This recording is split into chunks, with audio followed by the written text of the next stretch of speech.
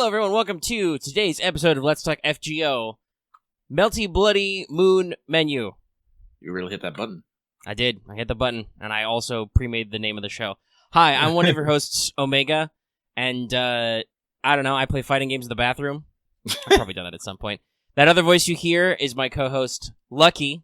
He would like to reject Melty Blood from Evo, and instead talk more about that Emiya Gohan game. I feel like you've just put me on a pedestal that I might not want to actually fucking be on. I don't know, Mr. Hot Takes in the Discord. You've been very spicy with the Melty Blood people lately. Yes, I know, they're animals, but... Yeah, I've been well, okay, we'll get into this in a little bit. Yeah, we have a dedicated segment for the... I know it's not directly FGO related, but we do have a dedicated segment to talk about the fact that Type Moon Ace came out recently and dumped a whole bucket load of news about stuff. Yeah, okay, so I'm gonna say right now, my issue isn't that the fuck it's Melty Blood, is that for some odd reason, that's the only thing people wanted to talk about. It even got trending on Twitter for a little bit. Okay? It's true, it really blew up. I don't know exactly why, but yeah. But anyway, everyone, I hope you're enjoying Fate Grand Order, aka falling in love with inanimate waifus since 3rd century BC. And while we here at Studio Omega like to bring you the latest in FGO-related news and memes, we will be talking about current and future events for both the JP and EM version of the games, so anyone not wanting spoilers should try really hard to hide their true nature. We're all about concealing our power levels here. Yeah, we are. Yep, so there you go. There's our fun, sporty intro. You tell that I didn't write that part ahead of time. But before we get to it, I would like to remind everybody this episode is brought to you by our patrons like Adam DeHarp, Aga Comics, Architect 10, Black SG, Carlos Qua, Ferris, Jeremy Vasquez, Jonathan Sandoval, Kylie Jen, Legendary Boss Letter, Liam Kessler, Regent Raft, Rogue Robin, Charvor, Shiny Peace, Guiding Bob, Sodas 121, 723. If you like what you do want to see more considered participation, you can get access to episodes early and lots of other goodies, and it really helps us out. Thank you for your support, everybody. Thank you. I have just realized that I did not attach my pop filter. And that's really going to bug me when I'm listening back to this audio later, so... Actually, before our patrons, I'm going to post this, because I found this, and I thought this was fucking grand. Yeah, so people are fucking animals. I'm segueing. People are animals, and someone has literally uploaded the entire Koha Ace to Imager. Non-translated, of course, but... Well, yeah, which is usually what happens, but still, nice of them to do so. Yeah, it's over 250 pages of stuff. Yeah, there's a lot of stuff in it. Obviously, the highlights, the headlines are what's being translated and remarked upon, but there's a lot of stuff in there. There's a pretty extensive interview with Natsu as well about stuff. We'll talk about all of this later, as interviews with Natsu and random side content were a primary source for a thing I wrote today. Mm-hmm. Yeah, that's right. Today's episode's going to be super fat, because there's a lot of news to talk about, both FGO-related and not. We've got a new event to discuss. There's a new servant in JP. I wrote Teach Me Omega Sensei, which, is several pages of notes, and it's Fan Servant Friday, because we didn't do that last week. This show's gonna be fat, y'all. So yeah, get ready to buckle in for one of them long shows, but probably not too long, because I think both Lucky and myself yawned in the pregame show, so... This is why I had to get a soda, because I'm like, I need sugar. But okay. Speaking of which... Oh, it's been a long time since we had a Lucky hand click. Fuck. Oh, God. So, I'm gonna tell you right now, Lucky's been a bit of a fucking mood because, guess what? He crashed on his scooter again. He smashed his wrist and shoulder again. And now, for some odd reason, I can't get nearly as much strength out of my wrist as I usually could. Like, using torque and leverage with my wrist is just not happening. Yeah. I haven't crashed anything, but I've definitely, in my constant quest to be glued to a computer, I've definitely done some fucked up wrist stuff. Then just, who hasn't banged their wrist or their foot on something just a little bit in life, constantly? I swear, one of these days, something unfortunate's going to happen to my little toe. It's just going to be gone. It keeps getting caught on shit. Injuries, they're more common than you think. Mm-hmm. And only sometimes are they funny. Yeah, no, this ain't funny. Like, I had to miss work twice because I literally can't use my wrist. My right wrist. Well, not literally can't use it. I was about to say, I did notice you, I don't necessarily want to say shit posting, but I did see you clattering around on Discord and Twitter at odd hours this week. Yeah. On account of your motor vehicle accident. I don't know, I was totally shit posting on people. I would say, I'm not in the best of mood. Lucky got spicy. But, with that out of the way, let's go ahead and check in with everybody's favorite Kohai, Mesh. Senpai! 起きてください. That's right, it's time for Wake the Fuck Up Senpai Register for pro tips. So, I believe we both commented on this fact, but I'm pretty sure you wrote this note, so do you want to take it away, Lucky? I didn't write this note, but I know why we got into this conversation. I don't know. That seems like it seems too short and sweet to be an Omega pro tip. Either way, No, we've both that's been talking about this, so... I definitely did not write this, because I'm trying to remember, I did not write this. Well, who knows, maybe we got some fucking weird, I don't know. I don't remember writing it at all either. Anyway, the tip simply says, QP is bullshit. Here's how. Now, I'm pretty sure this came from, I think it was... Oh, was it Monday? Yes, it would have been before the event was live, and it was Sunday or Monday. Yes. But, so be lucky. Be in Discord wondering... Oh yeah, it had to have been a Monday because I was at work. I remember this. Because I had to yell at people. It's all like, yes, I would look this up myself, but I'm at work! Then I probably wrote it. I really don't remember. This was just this resulted, no matter who wrote it, this resulted from a fugue state after a long conversation we all had about QP. So, I am currently in the middle of my comma preparations, getting embers for levels and QP for skills and whatnot. And I'm like, alright, I'm sitting around 50 million QP. How far is that gonna get me? And so I basically went to our Discord and asked, hey, guys, can someone get me some QP numbers to get a skill from, 1 to 6 for all of them? And some people were nice enough to go find the servant calculator, which is a very handy tool, I should mind add. If you guys ever need help, trying to figure out exactly how much you are going to need for what servant and where, it's GamePress, if I remember correctly. Yes, GamePress.gg, Grand Order. They call it the Servant Planner. I am looking at it right now to reference everything. Yeah, no, it's a very helpful tip that'll let you find out exactly how much QP, how many embers, and whatnot materials you'll need to basically reach any point on a servant. Mm-hmm.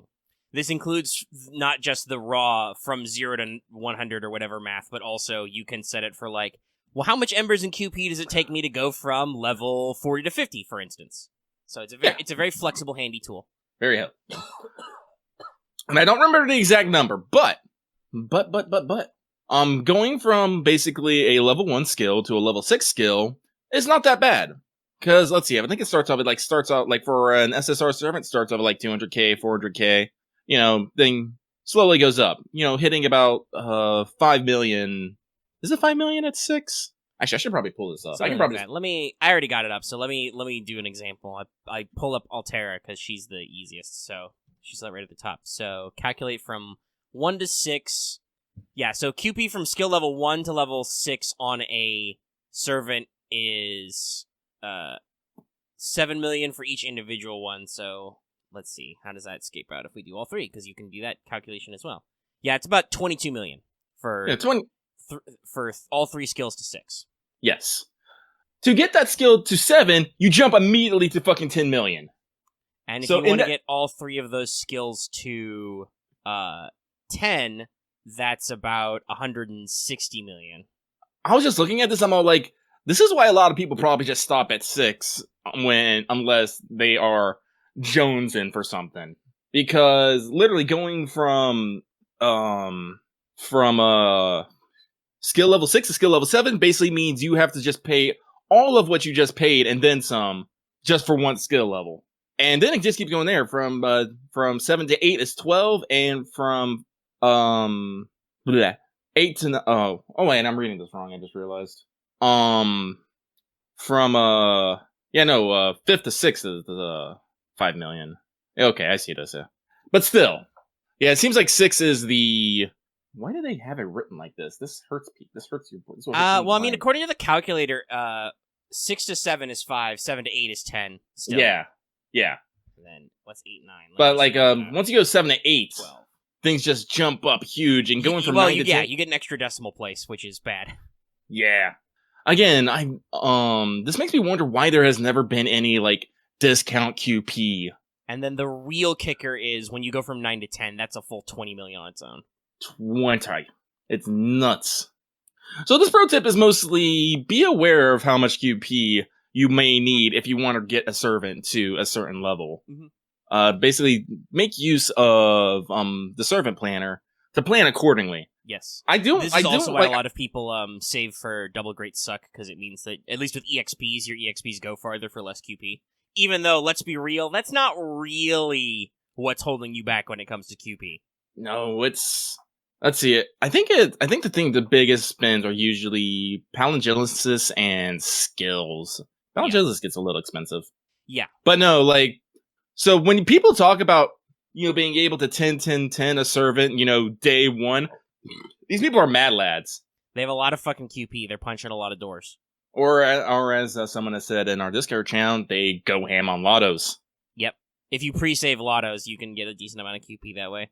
And to be real, like, most events that give QP give you several million, right? Like, you string a couple of those together, they can give you enough for, like, a majority of your servants' effect, but it's not great. I would not be surprised if QP was next on the block for revamping, because I know that Kano-san has before not been subtle about the fact that he doesn't always like how FGO has handled shit like mats, like mana prisms, and we've seen, we have it in NA now, the revamp of adding materials to main quests, right? Not a huge amount, but enough to get your ball rolling. You may actually be able to ascend to most of your servants and even get started on some lesser skills. We also see it in the way OQ is designed. I feel like OQ was deliberately designed as a labyrinth so you could get more mats out of it. Real easy, by the way. Yes, for free.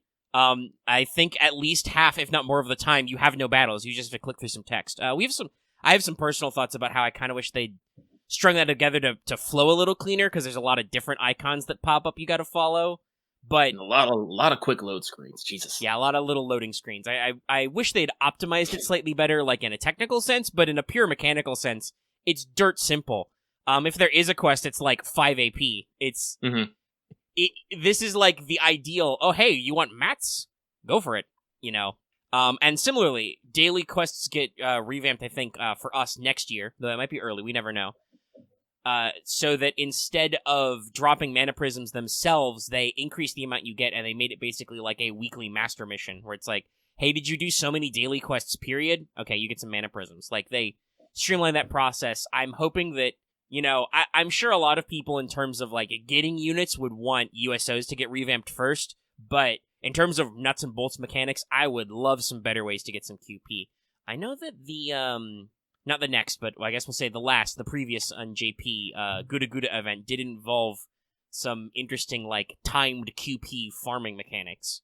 Literally, you go to the QP fields. That would be nice if it actually, was more permanent stuff. But yeah, QP. It's kind of bullshit.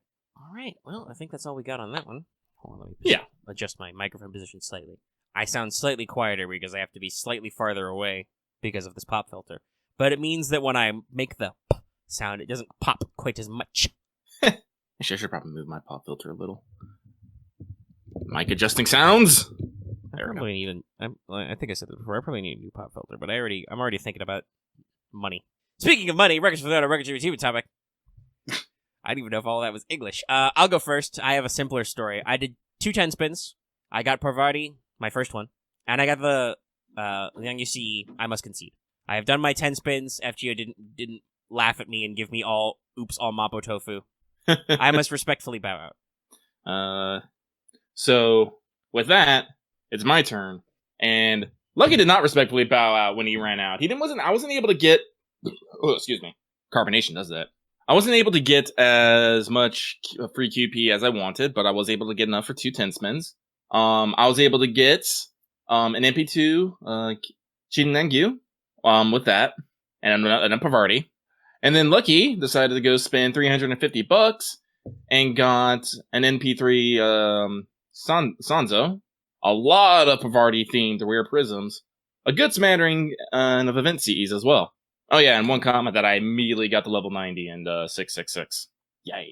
But for those of you who haven't been paying attention to Lucky's support setup. Well, actually, no. I decided to be a dick, and I took comma off my support setup. Oh, that's funny. I'll probably put it back on now. That'll be useful. I would also like to let everybody know, despite the Scotty conspiracy lies that Rumi Okubo was spreading, I am actively kicking off every single goddamn person who dares to have a Scotty in their support setup in OQ. Guys, I'm not even doing free quests. I'm just exploring floors. How the fuck am I using Scotty with 3 servants? They don't even put damage CEs on her. She's just there. I haven't actually seen a lot of damage CEs at all, honestly. No, I don't know why. I already own like 2 or 3 just clearing the maze. Like, I haven't had to do any dedicated farming for them. Maybe that's not recommended yet. Maybe. You know. Once you get to the bottom floor and there's some boss fights to do, maybe you're supposed to switch. I don't know. But so with this though, I'm gonna switch over to Not All the World's Evil because Lucky is in a bit of a spot now.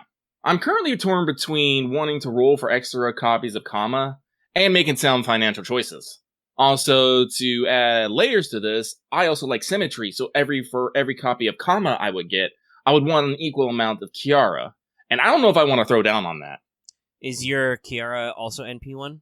Yes. Yeah. Because this is one of those things, it's like, I have a Kama. I'm like, yes, I have a Kama. Do I really like Kama? Yes, I actually find her character and personality really entertaining and somewhat adorable. So it's like, yes, I would love to get extra NP of her, but do I actually really need extra NP of her? I'm like, no, she's not really necessarily filling a niche for me. You know, she is a, single target quick, but I have a Jack for that. I'm like, I have a good Jack for that. Yeah, the main thing would be that you could do the alter ego thing. Not that necessarily matters, because Jack has female either, and there's like 1 male alter ego, I think. So yeah, I'm just like, I would get her purely just because, for maybe achieving fucking Kama perfect one day. I'm like, I don't know if I want to do that though. Not right now. I'm sure you'll have future banner opportunities to take some shots. Yeah, that's what I think I'm gonna do. But like, oh man, this is one of those things I've been thinking about a lot lately. Is like, why do I roll for servants, and what do I want out of like extra NPs? And usually, I think it's the best way to say is I just want bragging rights. That's like I can literally stroll down into our Discord, throw down my fucking level 100, 10, 10, 10 NP5 Tamamo, and be like, what now, bitches? And no one can say shit. But it's just like, oh man. And meanwhile, over here, I just assume the Lotus position of poverty. I'm just like, whatever, dude. NP1111 is fine. I do really need to check if I've got any fucking caster gems. I'm using so much Scheherazade and Murasaki. I should see if I could fucking level their skills. Oh, actually, I forgot about that. I should have put that in my notes. I may have falsely claimed it now, but I did actually get Murasaki to max ascension. I forgot she wasn't already and did that in prep for the event. I need to work on her skills, though. Yeah. Otherwise, no, I have not gotten anybody else to max ascension. I am awash in too many new servants and not enough EXPs.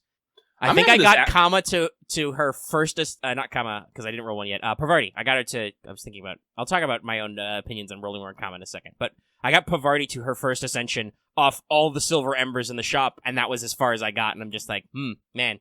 Dear Delightworks, can you stop being fucking cowards and just switch store EXPs to be 4 stars and 5 stars?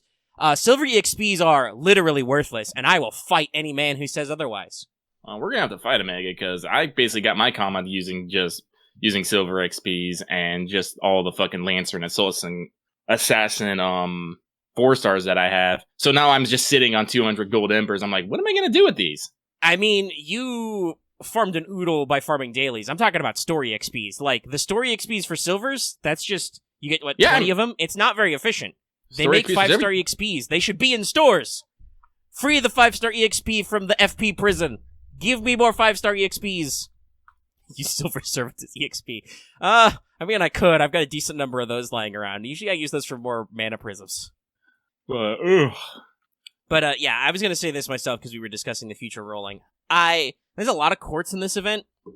I think I talked about this where I'm like, calculating the exact rewards for OQ is hard, so you may end up with more quartz than I predicted. It's true. Mm-hmm. I think I said it would be like minimum like 19 or 20-ish. It's actually like double that, I think.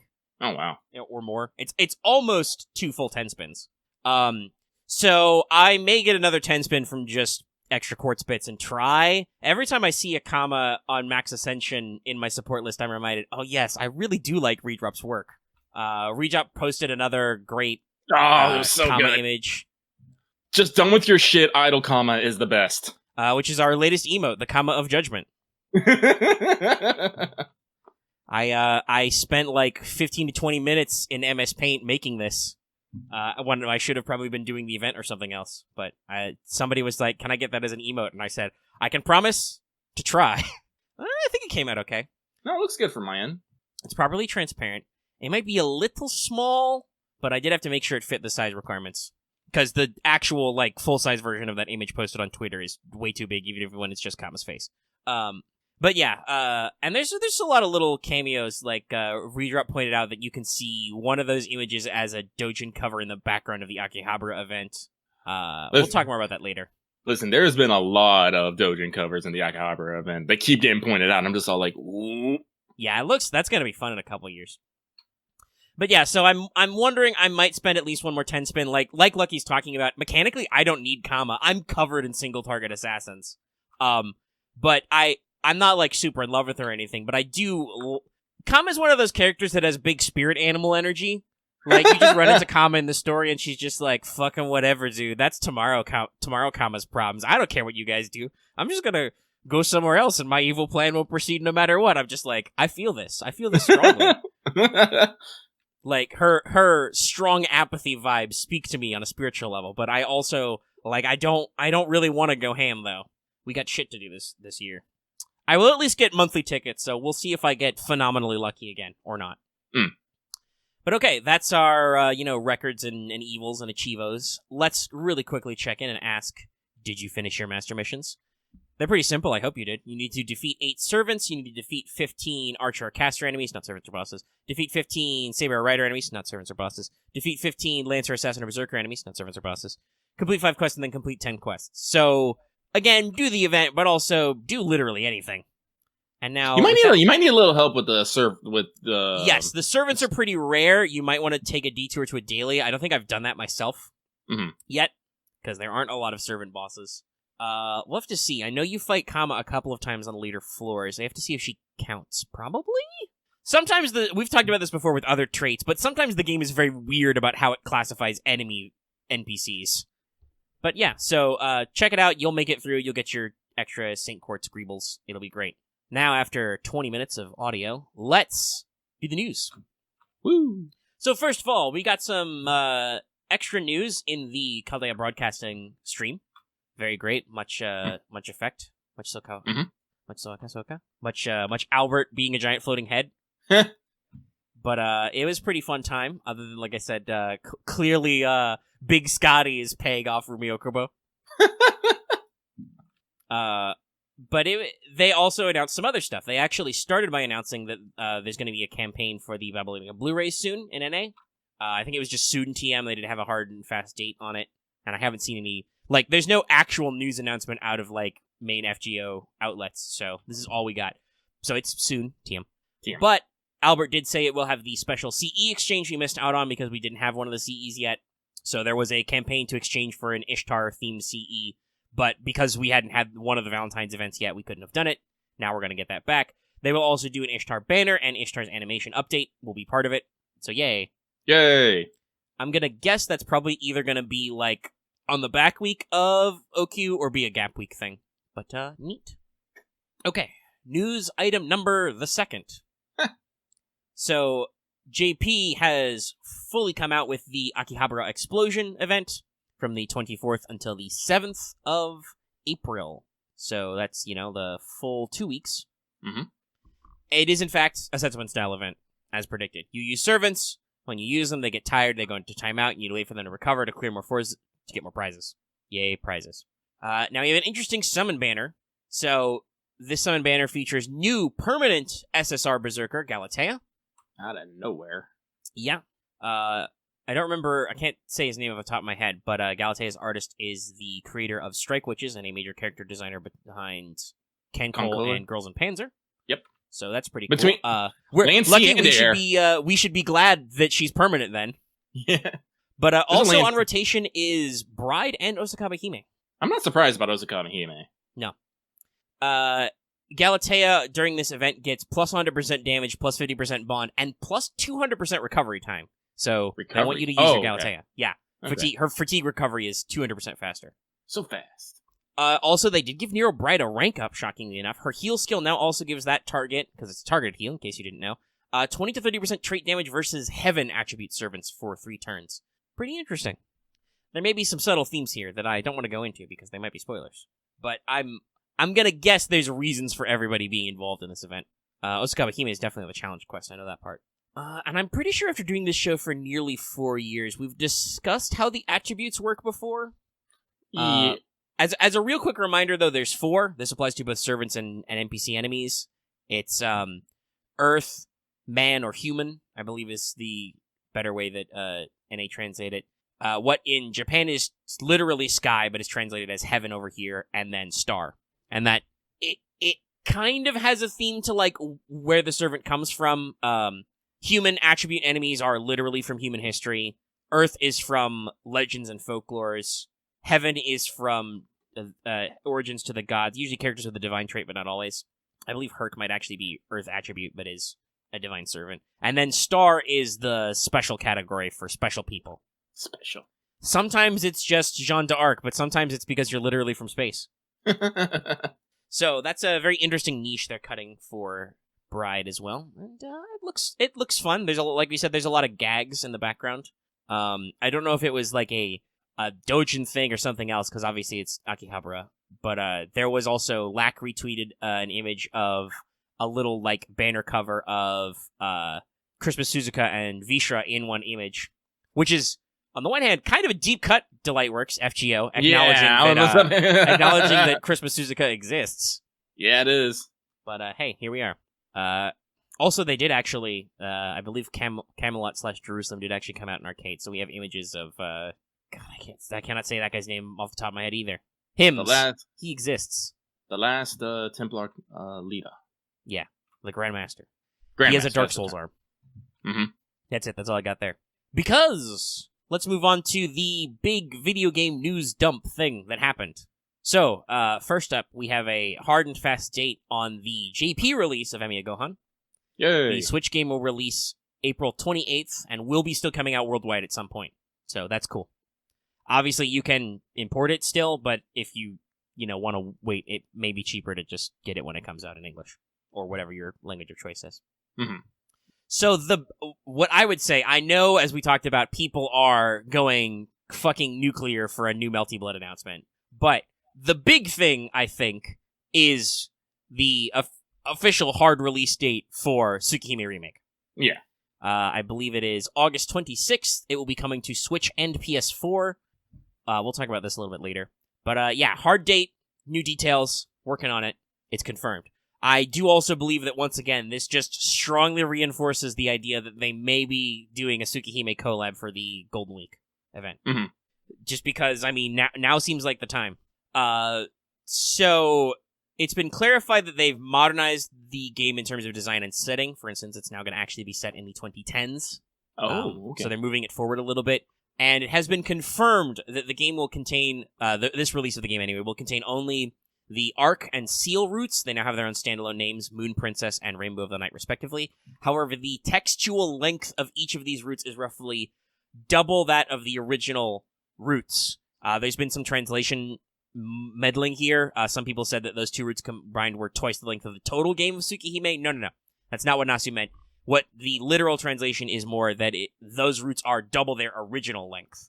So, this is only probably about 50% of the content, but if you double it, it's, nice and big package. I'm wondering if it just means this is going to have multiple releases then. Probably means a split release or like an update package. This actually is related to some stuff I'm going to talk about later in Teach Me, so put a pin in this. I should say that it's very, very auspicious that we have the Tsukihime news. It will tie back to some things I want to talk about in the history of the Fate series and Type Moon's works. But there's a full-blown interview with Nasu and Takeuchi out there. I believe it was in the actual Type Moon Ace. But you want to track it down to get all the details. The general tone I've gotten out of these translations is that this is a full-blown video game remake-style game. This is updating the graphics, updating the story, expanding the story, moving up the setting kind of stuff. Yeah. There's been comments, for instance, Nasu has said that he's completely revamped the original 27 Dead Apostle Ancestors. Because after Fate came out, and that had a lot of her experience, and especially after FGO came out, where we are facing antagonists mano a mano who could, destroy the entire world as we know it, some of those Dead Apostle Ancestor characters seem kind of chump change. So, I I believe the translation said this my favorite way, which is Nasu said that he fired some of the original Dead Apostle ancestors who weren't cool enough and are completely reworking those characters to make them seem like the Billy badasses they're supposed to be, to earn the fact that a lot of people have said over the years that allegedly they were supposed to be, the coolest. Which actually I really appreciate. Like, that's the thing I've always said, that Nasu's a little shaky on external retcons. He really doesn't like to go back and, like, comment or clarify on material to make it make sense in new contexts. It seems like he much prefers to just do the remake. Now, the other thing I want to put out there that he said is that the reason why it's only those 2 routes is because he wants to put more focus on each individual route. If they released all the routes at once, not only would the game take longer to develop, but also it would be a big fucking block of text. People would not be able to appreciate the 2 routes kind of on their own that they've got. They would, probably quickly blitz through all of them. So he actually wants his readers to take some time to digest the works, mull them over, read them through, because they're going to be bigger and more detailed. Like I said, I'm excited. Yes. I would also say that it sounds like he's kind of improving the scale a little bit, before, because of writing constraints and the fact that they were like, a little Dojin Circle club who started when they did the original Tsukihime, the kind of like setting and assets were very limited. This one sounds like it's going to be a lot bigger. It's going to be pretty interesting. Now, Go ahead. Oh, no. Okay, I'll finish my third bullet point, then we can talk about it overall. So, I want to note, you may have caught this, I mentioned that it's console only. This is apparently Nasu's design. He said that he really wanted to maintain the kind of old school feel of playing a visual novel on a console. That, and also I've seen the stats. Apparently the PC market is, I don't know if I want to say it's shrinking, but it's definitely the smallest growing and least profitable market in Japan right now. It's like, they're like 10% of the market, roughly 50% is mobile games, the other 40% is consoles. So I think it makes sense to focus on consoles and not PC. Wouldn't be shocked if there was eventually a PC port, but we'll see.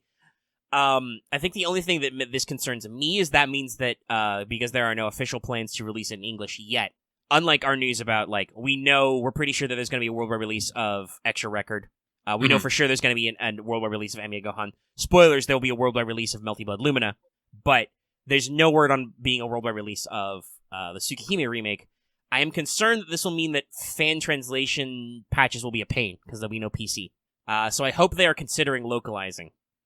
The game will be rated the equivalent of AO, 18 plus only, but I also said it's a real man's M rating. It's not actually, if this were to come to the ESRB, it would not be AO.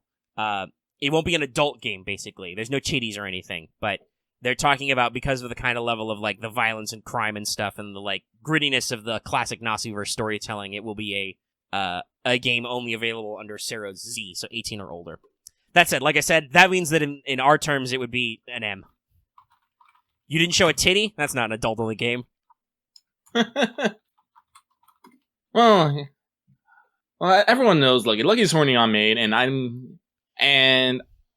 don't mind, fade to black scenes, but I do hope that they're not necessarily just something that's just been completely removed from. I'm pretty sure not, because it's still, even if it's not an eroge anymore, it's still, the 2 main heroines were working out, so there will probably be sexy stuff in it, just that there will no longer be awkward porn scenes TGs. There will no longer be porn scenes that Nasu has to get somebody to ghostwrite. Yeah, no. It's like, if as long as characters are sharing intimate moments, I'm like, okay, no, this is fine. Yeah, because it does seem like this is not like, this game is not necessarily like cleaned up for a broader audience. They're, like I said, it's gonna be branded at the Sero Z rating, which is the equivalent of AO here in the States, 18 only customers. So it will be a mature game in the truest sense, but it will not have a lot of porn in it, pretty sure. We also talked about this. They also announced Melty Blood Lumina, a new Melty Blood game. I believe it will be set in the timeline of the Tsukihime remake. It will come out sometime in 2021 for Switch, PS4, and Xbone, with worldwide language packs. I believe they said Japanese voice acting and Japanese, Chinese, Korean, and English text. This is obviously making lots of people very excited, because I knew Melty Blood was popular. I didn't realize that this was like a thing with the Melty Blood community. Like, they got a whole thing here, Lucky. Well, again, this is why I was being a bit spicy, because I'm going through the fucking Koha Ace Imager album here. I'm seeing, there's interviews with Paco, there's an interview with Aoyuki, they're talking about Extra Record, they're talking about Tsukihime, they're talking about Melty Blood, They have several comics in there, and yet for I want to say at least for half a day, all I could hear was people screeching about Melty Blood. I mean, I would say, I think in our FGO chat, it kind of, evened out. I saw as many mentions of the actual, straight-up Tsukihime remake. And to be fair, someone did mention and then bring this up. I do think it was the fact that it came out of nowhere that, caught a lot of people off guard. Which, by the way, is surprising, because in interview follow-ups, because this is developed by French Bread, this is something they've been sitting on for a while. They've been internally developing this one for several years. And nobody knew. So I can understand, but again, at the same time, I'm just like, guys, please, there is so much in here. Can we not? Yeah, there was a manga chapter in the back, too, wasn't there? Yeah, to be fair, people have been waiting for, Tsukihime, and, fucking extra and all this other stuff, too. Oh, I missed it. So it's yeah, I get people were waiting for it, but people were waiting just as much for everything else, too. It's been a large number of years since Tsukihime's remake was planned. Nasu's been working on it a long time. I believe he even said in one of the interviews questions that technically FGO did mean that it took him longer to complete the Tsukihime remake, but he said that if FGO didn't exist, the remake would be much shittier, basically. They would not have their unlimited budget works, which is a real concern for them. You're going to hear me talk about, spoilers, in case you don't remember, we're talking about canceled Fate content today. So, you're going to hear a recurring theme that money and time has been a major concern in why some of this stuff has been cut. And now with FGO not quite writing a blank check, but with definitely launching this franchise to the next level monetarily. I even believe that the developers at French Bread even said that while Delightworks didn't really influence them, they did assist in making the game, probably by funneling some of that sweet FGO money into Melty Blood Lumina. That said, it's very ironic then that has come out, because I believe it has been announced that Shion will not be a character in Lumina because it's not in the right time frame. It's in the actual Tsukihime time frame, not in post Tsukihime or anything. Ironic. The other big thing I think that was announced that I think is cool is that they announced 2 new mangas. Yes. By Osakawa Hime's artist, actually. One is a Serial Unlimited Blade Works adaptation, to which I say, again? They already did, in fact, do an Unlimited Blade Works manga. But also, there will be a Saber Wars 2 themed one-shot, so there'll be a single bit coming out. Seems pretty cool. So yeah, there's a lot of neat Type Moon stuff going out. I don't think I haven't seen any translations of the extra record stuff. I'm assuming that's either because there wasn't anything groundbreaking, a release date in it or anything. Yeah, probably not. If people have got hard and fast Moon Rune knowledge, let me know in the comments. Oh, Megan, did you see the Adventures of El Milloway in there, though? Yes, I did, actually, because I knew that was coming, but they're talking more about that as too. That's super cool. Yeah. They're planning on their first volume. There's a lot of neat stuff, yes. We've mentioned it before, but in case you didn't know, Case Files is getting a sequel by the same author. It will be set after Fate Stay Night. So that's another really interesting thing. We're actually, I feel like we're going places. We're moving this franchise forward. Oh, yeah. They actually had key art, so it looks like you got Waver, Gray, someone who I am assuming is Rin. Long red coat, black hair. I've seen this key art before. Does she have a side ponytail now? She may just wear her hair down. There's a couple of different versions of aged up Rin out there. Yeah, but I'm excited about this. Yeah, I would love to be a character. So I would definitely like to see post F's Fate Stay Night Rin, and maybe see what happened with. Well, actually, I don't know. It will probably strongly depend on which route our Case Files author takes his notes from. I would assume it's gotta be Unlimited Blade Works, because that's when Rin most clearly goes to London, but she will go to London in a lot of routes, so it could be anything. Yeah, I was about to say, it's because I was like, hey, maybe we'll see Shira, but I was like, wait, Shira's complete characterization really depends on what route he ends on. Yes, it's very important. It will strongly matter if he's going to be in it at all, which, I wouldn't... First of all, it's the Case Files guy. He loves it. He's tucked all kinds of little cameos in there. I would not be shocked. I'm fairly certain there was no executive pressure for him to sneak Cowlas into the story. I think he just thought that would be funny. That would be cool. And stuff like that. So, yeah, we'll have to see what's up there. But that'll be an interesting thing to see. Please officially fucking translate, localize. Thanks. Bye. Also, if you don't make an anime of it, but also make the rest of Case Files an anime. Nasu, listen. I'm almost 30. I don't have time to pick up the higher level of Japanese I would need to understand what the fuck you write. You have lots of money. Just pay people who are better at this to put it in English so I can fucking give you more money and read it. And your friends. God damn it. Don't say you don't have time. There's always time to pick up a new skill. I mean, there is time. Not right now, though. I don't think I've got time to work in a comprehensive Japanese language schedule. I do want to improve it at some point, but I really don't know if I'd have the time in a reasonable frame to get the skill. I think this has been talked about that, like, some stuff has been definitely, like, it has a certain obscure tone in some places. That said, I've also heard other people mention that shit like, what was it? Like, Steins Gate was mentioned as one of them, but there was another infamous visual novel that after its anime came out, the visual novel got an official release that was, like, longer than Fate. I don't remember the name of it, though. But there have been a lot of infamously opaque and text-heavy visual novels that have gotten official translations. I feel like I know it. It was Stein... What was it? There were several. I know Clannad was mentioned in the same list. But was it Higurashi? That was not the one I'm mentioning, but that was one mentioned before. Hmm. I think I might be able to track it down. Because that would be in... I assume it's in... Is it in the trivia tab? Oh, that's right. I gotta do a thumbnail. Damn it. Okay. So it was a list given on TV Tropes. They mentioned that other VNs got localized, including Steins Gate, Clannad, Fruit of Grimmer. And the one they specifically mentioned was Dies Irae, which is a visual novel that's longer and harder to translate than Fate. So, and yeah, there's a couple of versions that were released recently. So, dear Nasun, if you're done observing Tsukihime Remake, please consider localization. Thank you. Thank you for coming to my TED Talk. But yeah, no, there are a lot of bulky works that have been handled. You could get somebody to do it, and I know the Fate license is big, but come on, Big Papa Sony, you don't want to block in a year-long exclusive on the PS5 for a localization of Fate Stay Night. You could probably do it. You got the PS2 version back in the day. Come on, you can swing it, Big Daddy Sony. Help a brother out. Release on Steam and mobile in like a year. I don't know. Anyway, that's our news bits. So, I believe it will be time for Mailbag. Mailbag! Let's pull it up.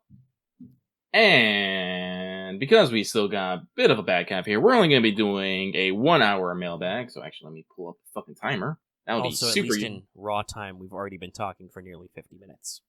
Wow. So there was a lot of news, guys. There was.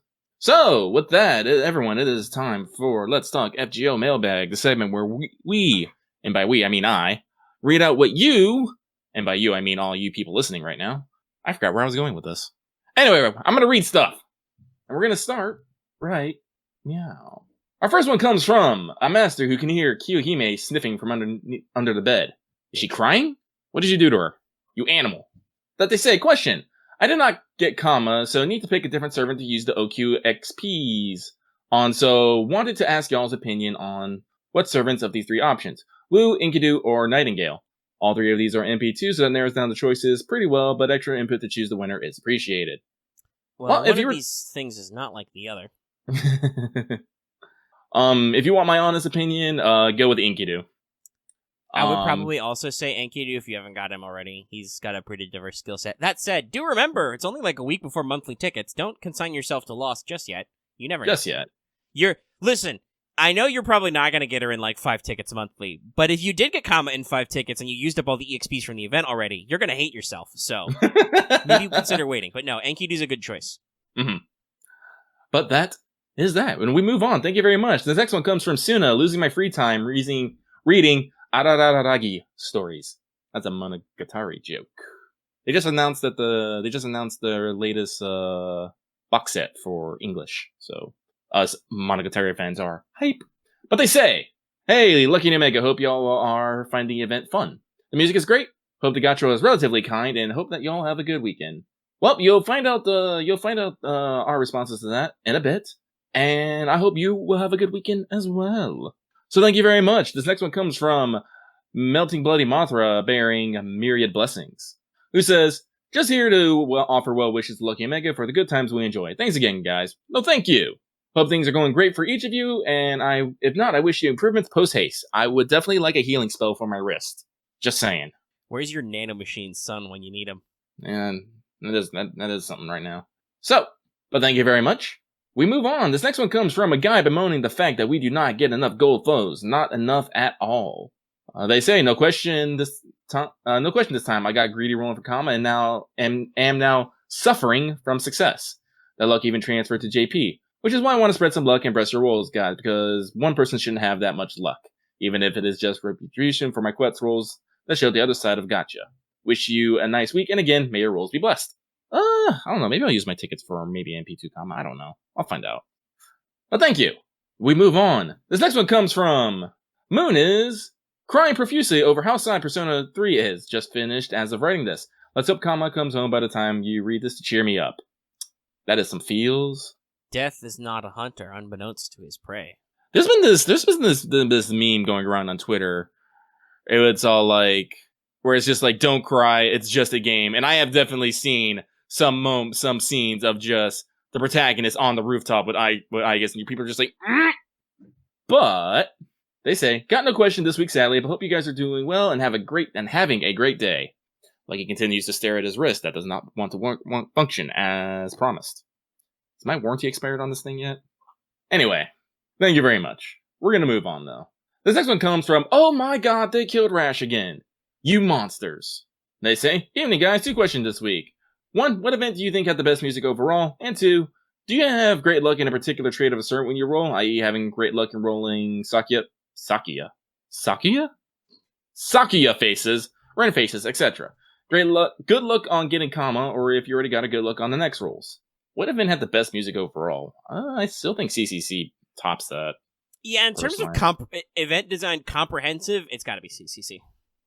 Yeah, like, let's see. I don't think of a single event that had, like, I like a lot of events that have good music, but like CCC has a comprehensive soundtrack, you know, because it's based on a video game. But no, I think it's, if you want to talk about pure best overall music, it's got to be CCC for events. Yeah. Gesundheit times 2. Spring is here. Ugh. Mm-hmm. Yeah. And and when it comes to luck for a particular servant, no, I do not have luck. I have a credit card. I don't know if I have luck or just dedication. It's not quite the same as a credit card, but sometimes it involves one. Ugh. Oof. Anyway, thank you. We will move on. This next one comes from Chaos Spirit, wandering a maze of danger and death. Cyrus21. You know, it is of danger and death, but surprisingly enough, I've been having a great time just strolling these halls. Just poking shit. But they say, question. Hey guys, no real question this... Why? What's up? What? You're right. Sorry, I just got the... Is someone trying to are you trying to bamboozle me again? Because again, I'll repeat this. Question. Right. Hey guys, no real question this week. You're right. I just caught it. What the fuck? Did you do this on purpose? This question is a thumbs up. This has to be deliberate. We're being gaslit right now, Lucky. No, I didn't catch it at first. No, yeah, I did. I was concerned you hurt your wrist or something. No. I mean, more than others. Okay, so I will repeat this again. This is from Chaos Spirit, wandering a maze of danger and death, SARS-21. Question. Hey guys, no real question this week, as I am busy on my vacation. This is where the camera just looks at Lucky, looking deadpan straight at the camera. Currently doing well. I hope your rolls have and had gone well. Mine, well, no comma, but I now own a Prisma Cosmos, so that's something. Anyways, good luck, and if luck was bad, I feel bad for your wallets. Guys, you like copy and paste these? We don't have a form you fill out. You don't need to do it the same every time. Like, we have several people who say their alias as alias, etc., but some people just type their alias. Or just say from. Like, there's no form, guys. Anyway, thank you for that. I guess. We move on. Thanks for that, friend. This next one comes from Secret Casino King Bun Bun, who says, send you all more weekly well wishes. Super appreciate that. Same to you. Hope things are going great for you. We move on. The next one comes from my ataraxia is looping. Hope you sang that in your head. I sang it out loud. Fuck you. Damn. Okay, let's see. Anyway. Question. From what I understand, Chaldea is a miniature model of Earth that was housed in Chaldea, and Shiba is the monitoring tool that detects singularities, at least until Lost Belt and Sion. 1. Does fourness mean anything besides referring to one of the demon god pillars? I vaguely remember something about it. What was the reason again for Shiba being derived from Shiba? It was because she was well known for being really smart perceptive, especially when interacting with Solomon. 3. Does Fate Extra explain what Spiritrons are, since everything is digital and hyper-advanced? Are they like pixels that Avatar's pictures are made up of? Happy Soka rolls to you. No, Spiritrons are what your soul is made of. It's just what it is. Mm. The pseudo-Spiritron thing you hear a lot of is an extra thing, but no, like actual just raw Spiritrons are just what they're made of. They're a fake quantum particle of the human soul, because Nasu is actually a sci-fi writer. I do believe that Fornius is only one of the demon god pillars. Which one is Fornius? Yeah, that's the one Jason was. It's not really a big deal. And for the all caps Shiba, no, I think other than foreshadowing, there was not actually a reason why it was called Observation Lens Shiba. It was just a mechanism that was built and named after her. Ask Lev Laner. Oh wait, you can't. It's funny to think about, especially in Fate, where names can have such thing. But sometimes you just name a thing just so it sounds cool. If you think Fornius may mean something to you, I don't know. Are you thinking of a SMT demon? Are you thinking of the Lesser Key of Solomon, the Ars Galatea, where they stole those names from, like everybody has done for 5 million years? It's not actually true. I don't know when the Lesser Key of Solomon was printed, but it's in the public domain, so it's a great source of demon-y names for like a long time. Everyone steals the name. No one ever steals the titles or how many fucking legions of hell they command. It makes me upset. Mm-hmm. Also, very rarely, like, Persona/SMT usually does a good job of this, but very rarely do they remember how fucking dumb they look in the illustrated version. Like, there's one guy who's just a frickin' owl, like a little standing owl. Fornius is actually a manta ray. Yes. If I remember, Dantalion is like a five-legged lion, if I remember correctly. Yeah, there's one of those. He's pretty sick. No, they're wild. Look up an illustrated version of the Ars Galatea and the Lesser Key of Solomon sometime. It's a trip. It's a good trip. Anyway, thank you for that. We're gonna move on. This next one comes from A Corridor of Heartache and Shattered Dreams. We just got fucking edgy. But they say, greetings, hope you're both enjoying Ooku. I have, aside from my attempt for Kama, I wasn't expecting to get her easily, but random non-rated 4 stars in CEs kind of felt like a stab to the heart. Thing is, the main reason I wanted her is because in 1 year, when I realized I'll probably never ever have every servant, I thought I'd try at least get every assassin. Up until now, I've managed. Though I wasn't able to get Semi or Old Man Lee till their second batters. Okay, so this is just a long-winded to ask you to sell me on Kama. I believe I saw Lucky put her up on support briefly. If I'm wrong, sorry. If I'm right, congrats. I was hoping you can tell me some of her charms. Here's a cookie. You can actually rate this mess. I have acquired 1 digital cookie. While Lucky eats his fake cookie, I would like to remind you that there is, in fact, an episode called Wanted, out now. Was available before maintenance. It's got a whole 1,000 views, so you should check it out if you want to know more about Kama. Alright. Lucky has his own things to say, though, I'm sure. Yeah, I know. I mean, this thing is saying, hoping I'm assuming is me, can tell her charms. Yeah. So, first off, right off the bat, this is something that both me and Meg ran. Kama is a very unique serpent in the fact that she has 3 completely different sprites for all her ascensions, and has different voice lanes for every single one. Her bond lines are different, her dialogue options are different, and each ascension's drawn by, Redrop, who is a master of their craft, I want to say. Depending on what kind of flavor, you can have small sassy child, surly teenager, or jaded adult. With all, how do I want to put this? Varying degrees of affection for you. Like, I don't want to get into, too much, but based on my own observations, Kama's feelings towards you are both like and unlike Kiara's feelings for you, which is both a good and a bad thing. So, Kama is definitely kind of the Sakura that you are allowed to waifu, for reasons.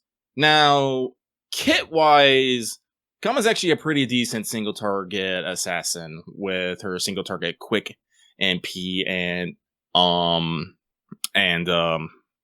brain ability to just throw down an overcharge on people.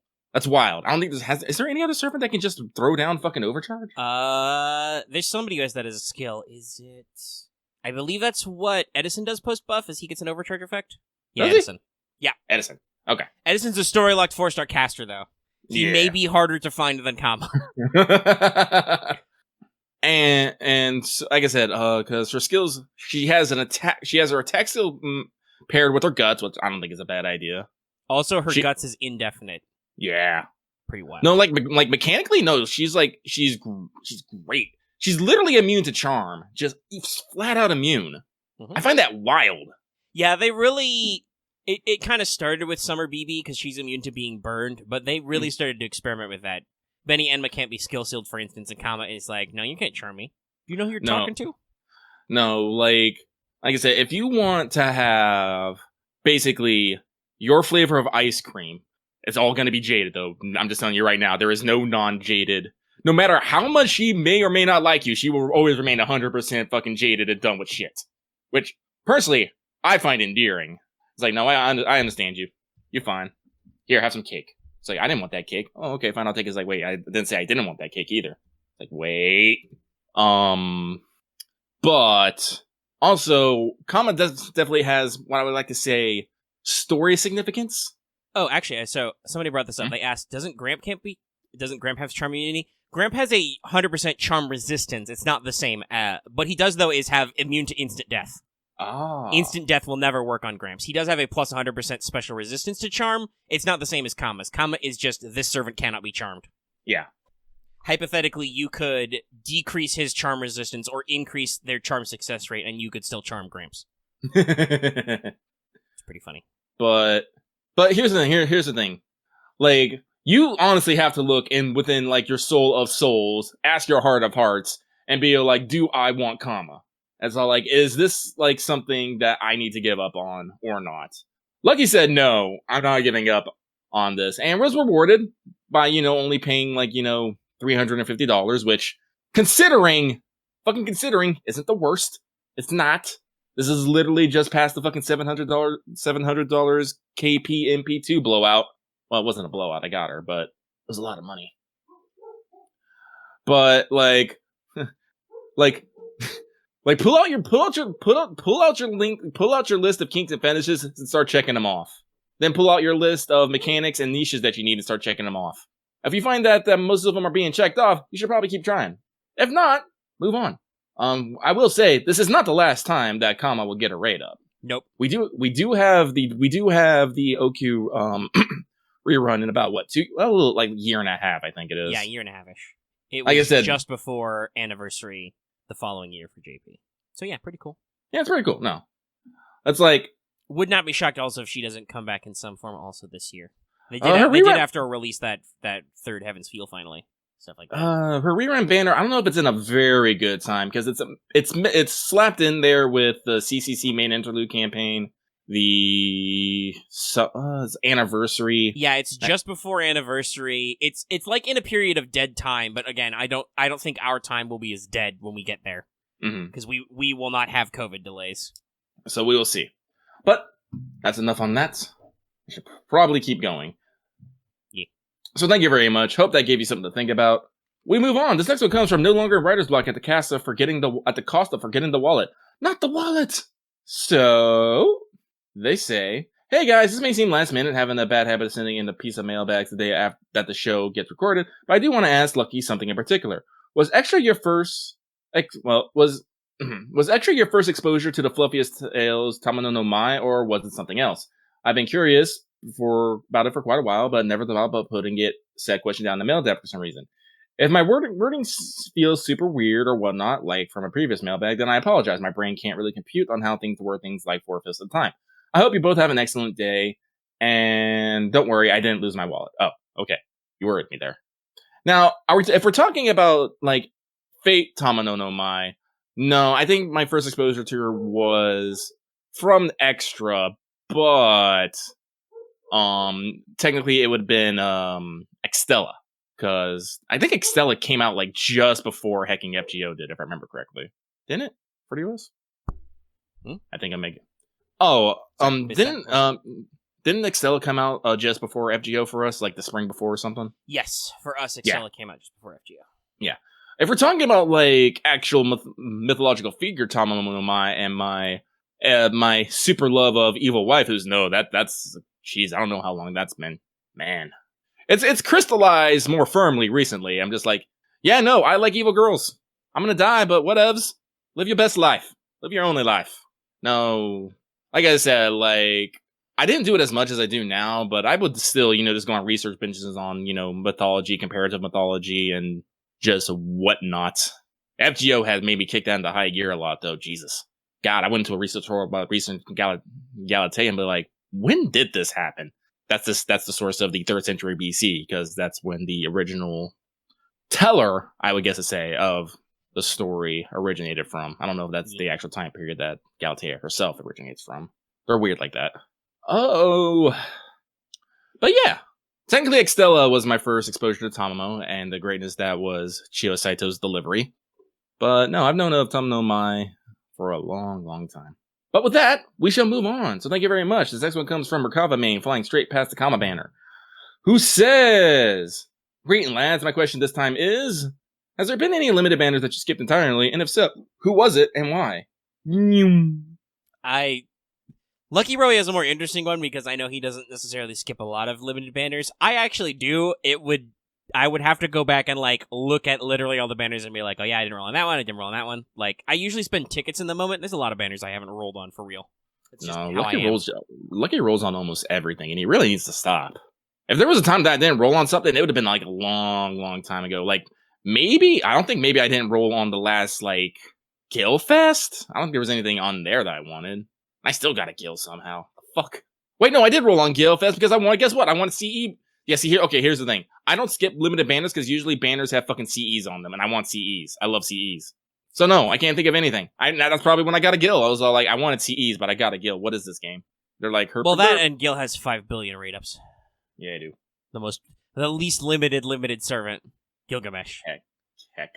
Anyway, let's keep going on. Let me check the timer. How are we doing here? Oh, we're not even we still got 36 minutes. We're numing along here. Okay. But this next one comes from Rotsiv, King of Bullet Hell 3, The Reckoning. Oh, hey, Common Event is here. Third Matt-related question in just as many weeks. If you two were given only one of two choices, which of you would choose to be added as a feature into FGO?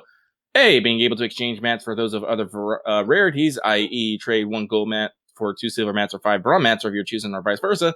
Or being able to buy a select number of any mats of respective rarity each month for mana prisms. So you can say you can buy 10 gold mats for 40 MP each, 20 silver mats for 15 MP each, and 30 bronze for 10 MP each. So which of would you either prefer? Well, I would prefer C, the one where I send you to the guillotine for continuing to ask me false dichotomy hypothetical questions. But as you're being lined up for your execution, I would like to say that actually out of your 2 hypothetical systems, I do like B better. What do you think, Lucky? Yeah, I'm same. I'm with B. All right. All right. Well, I'm gonna go. Victim. I will just write this writ of execution here. 1 second. And if we were really cool for school, I would use my soundboard wizardry to make a guillotine sound happen. But I don't have one of those on file, and I'm not gonna go googling that button. So thank you very much. This next one comes from a confused man that never has enough embers, no matter how much he farms the lottos. They say, "Hello, Lucky and Mega, wishing you happy rolls and a decent week with the coming common event. I'm very happy that my Emiya is finally MP5 and level 100 thanks to the CBC event. Now I just need 10 golden fours or so, and my creation will be complete. Insert maniacal laughter here." Question: do you guys have a minor inconvenience with FGO? Not big things, just small gripes and annoyances. Mine are the friendless reflection plus 10 times as a pain. More weirdly is my gripe with bronze apples. I always think they should give 10% more max AP, and you should be able to use them several to completely fill your bar, not just a couple at a time. I do actually believe you can spend more than one. I don't know if you can make it to max normally. Well, if you have enough, if you voluntarily do it. Well, yeah, usually you can, because usually it lets you spend as many as you want. It's just once you hit your max, they don't let you spend any more. Yeah.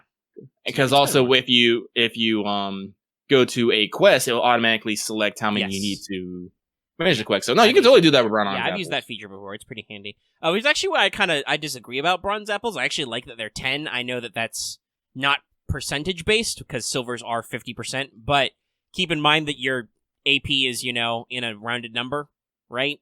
Right. And everything you do is divisible by 5. So, well, okay, there's one AP quest; those aren't divisible by 5. But don't math nerd me, guys. If you're typing that comment, don't you dare! I will take your lunch money. But no, they're all multiples of 5. There you go. That's a better way to put it, because 1 would be considered in the factorization, whatever. But no, so 10 is not a bad number, and there have absolutely been times when I've I need exactly 10. I'm at 30 AP, and I need 40 for this quest. 1 bronze apple, boom. As opposed to if it was 10%, that would be 14 right now, I think, because we're at 140. Can you get up to 150 yet, or is it 140ish still? I don't even know. But yeah, if it was 10%, it would be a slightly awkward number, and I would be possibly overusing apples, Mm-hmm.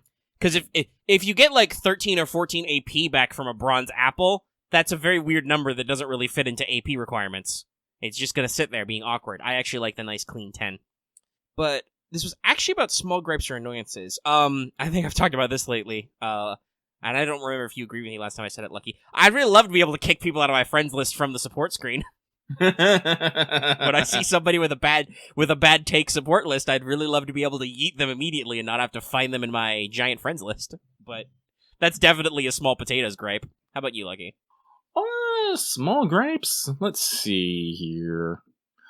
Well, I'm always low on QP, so I'm always griping that I don't have ways just to get it quick and fast. Lucky's always complaining about the lack of ways to get USOs. I'm always complaining about the rates. Always complaining about luck sacks. I love that I said I need to preemptively slap Dallas, and someone immediately cut that out, and people have been using it. Yes. Much to Dallas's chagrin, because he's like, whoa, this time I didn't even do anything. And then he rolled for Galatea and JP and got her pretty quickly, so people were just like, I need to preemptively Yeah, slap I think Dallas. he was also spooked on a weekly ticket or something by Napoleon as well. Yeah. Recently. Yeah. Listen, I'm with Dallas in a limited internet only Yu-Gi-Oh draft format. I know what Dallas's luck is like. He is third or fourth worst person in the format in terms of overall wins, but he still gets crazy pulls. It's dumb. Yeah, see, I have a lot. I think I have my fair amount of little things to bitch about, but again, nothing really major. Nothing I can feel like I need to go on a crusade over. Right now for OQ, I think my middle gripe is, man, I wish I didn't have to go to a loading screen every time I push one of these little pips. Fuck. Yes. No, that's gonna... I mean, spoilers, that was gonna be a bullet point in our first impressions later, is I love the, writing and slow build-up, but every hallway is 3 clicks, which are all in different places and all have to load to get there. Being drunk was some of the best text ever. It really was. So, that is that, though. So we're going to move on. Thank you very much. This next one comes from a master attempted comma with all the cake. And before you ask, the cake is not a lie. Well, then produce said cake and prove it. If you cannot prove that you have cake, then therefore it is a lie. But they say, hey there, Lucky Omega. Hope you're having a meh day at worst. I'm having a pain day right now. Thanks for asking / avoiding my question a couple weeks ago regarding beasts. I was about to say, wait, how can we both answer yet avoid? I was like, oh. I'm sorry for the spoilers it contained. My question this week is, what are the chances that a beast will help us during our lost belts, in your opinion? I love to see Tiamat make an appearance again personally, and the person who may or may not be Gotia should pop up at some point. Thanks for the great content, and may your comma rolls be blessed. It's true, there is a mysterious man in a white coat from Chaldea bumming around. He is definitely a guy. He is definitely a guy. Well, that's one of the interesting things about our very specific alter egos. Actually, I was about to say, technically, I mean... This is related to the Indian Lost Belt by plot. Kiara's helping us out right now, so I guess that answers your question. Yeah. I'm still not, I kind of know what her thing is going on there, but also I'm kind of don't, so I'm just like, Kiara, what is going on right here now? Explain yourself. And then Kiara is like, Teehee, I cannot explain, I am but a humble nun. And then she starts glowing, and you're just like, what the fuck is happening here? I love how I'm just trying to end this event just like, oh great, Kiara's here, that's awesome, but also I shouldn't trust her for some inexplicit reason that I can't explain. It's like, yeah, no, this is about right. Yeah, but yeah, so the thing I was gonna say was, Tiamat's also still open-ended. I always feel like that's a thing they have not yet capitalized on, even though she has like a full profile like a servant, you know? And there's definitely some room there for some work on her, but also I don't actually, because we did have that whole, imaginary space mock naval battle thing, but I don't actually know if that was directly related to other stuff we've considered in the Sea of Imaginary Numbers where Tiamat's currently taking a nap. I don't know. We'll see. We'll see. Like I said, that is a great way to do classic sequel threat escalation. Oh, you know these bad guys? They're so bad. You need the bad guys from the first part to defeat them. So we'll see what happens. Yeah. Like I said, a big theme of FGO is, the bonds we make along the way. So I definitely won't rule it out. Like I said, we're like already we got, one half of a beast with her independent whatchamacallit. That was a hell of a segue, Kiara. It's a great moment. Especially considering that's not even really like a bad thing to mention. Yes, that's a beast thing, but also Void Shiki and Merlin have it because of their weirdness. Actually, one thing, I was actually thinking about it. In a weird way, I think Merlin might actually be able to qualify as, I guess, a beast candidate. I feel like that's much like because of his relationship with Phil, I feel like that's the point, but that Merlin was also clearly like tamed. Like I believe that's actually in some of the backstory in the original fiction is the character of Merlin is, he's half incubus. He was supposed to be the Antichrist, but his mother had him baptized right away, which basically, deletes the devil out of him or whatever. So he's just a dude. So I would not be shocked if something similar to that effect is in FGO, where he had the potential to be a beast, but also he was just like, nah, I'm just gonna troll instead. Yo, have a holy grail in my house. Bye. Well, yeah. You actually notice this if he talks about how much he loves humanity, but the thing he wants to see is the last human's dream. I'm just like, actually, in kind of a sense, that's kind of creepy, my dude. He wants the complete story of humans. As we see from this was because I did Scheherazad's interview. This was a big moral that came back when we did that, because that was a whole recap of your entire story up to that point. Was they recapped Romani talking about that the meaning comes after the end. So yes, which presumably is why Merlin is on our side, because even though he and Romani got along like a bag of wet cats. I find it hilarious. I actually found on YouTube there was just a compilation of fucking Da Vinci and Romani sips during that episode. I'm like, this is great. Yeah. No, this is the reason why it's emotes. Multiple emotes. But like their goals and opinions are similarly aligned. Yeah. It's pretty interesting how that works out. But actually, yes, that's right. I was actually doing some research on Beast recently. L and R is Lapse and Rapture. Okay, all right. So I that was probably then just people were like, what the fuck does L mean? Left, I guess. Yeah. Okay. That makes sense. But also, I mean, the fact that it could be both is probably like, I think I may have even said this last time it came up, is a Japanese thing. The wordplay, the multiple layers. The layers! But I think that's it for that. What am I doing? Oh yeah, I'm moving things around. Here we go. So thank you very much. This next one comes from the Buddha said, I get what you're trying to say, Maro the Evil One. Could you please stop calling the FBI? Pretty please. I feel like there's a joke involved here, but it goes over my head. But There's probably an anime where the Buddha said that once or something dumb. They say, what do you think BB is more annoyed at? That the Moon Cancer class isn't her exclusive class, or that people are making fun of her name? I think she's probably most pissed that fucking Kiara hijacked her class at some point. I'm pretty sure Summer BB has that dialogue line where she's very upset with Kiara for her entrance, for being showier than her. She's like, first of all, how dare you? Second of all, how dare you? Third of all, fuck you. Like, Jinako just honestly makes goddamn sense. How many people do you know that say fuck, who screams fuck off mood, and then the Moon's like, well, fuck you? Yep. That's the power of Ganesha. Jiniko's just like... Jiniko herself is like, I don't know, it's probably BB's fault, but there are also... There's things. There's stuff. There's CCC stuff. We've talked about that before. I have a feeling that BB is okay with Jiniko. For reasons. Intentional reasons. Okay, but let's move on. So thank you very much. So this next one comes from Day 3 in the Labyrinth with no food or water. Send help. My question for this week has to do with pseudo-servants and how they function in host body. Okay. Yep. They list their examples as Melt, Lip, and Par, but I'm going to tell you right now, that's wrong. Melt and Lip are not pseudos. They are high servants. They are made from combining various aspects from BB's personality and goddess cores, I guess is the best way to term it, yes, into a being. They are not at least their original creation was possible because they were data. BB just did her hacker voice thing and smashed the recorded data the Moon Cell had on triple goddesses and herself together to make a thing. Yes. But yes, from that point, ignoring that bit you were wrong about, let us continue. Do you think that the gods inside them are permanently dormant, or are they capable of having inner conversations a la 100 Personas? Yes and no. It depends on the level of integration, I want to say. For example, look at Ereshkigal, Parvati, and Ishtar.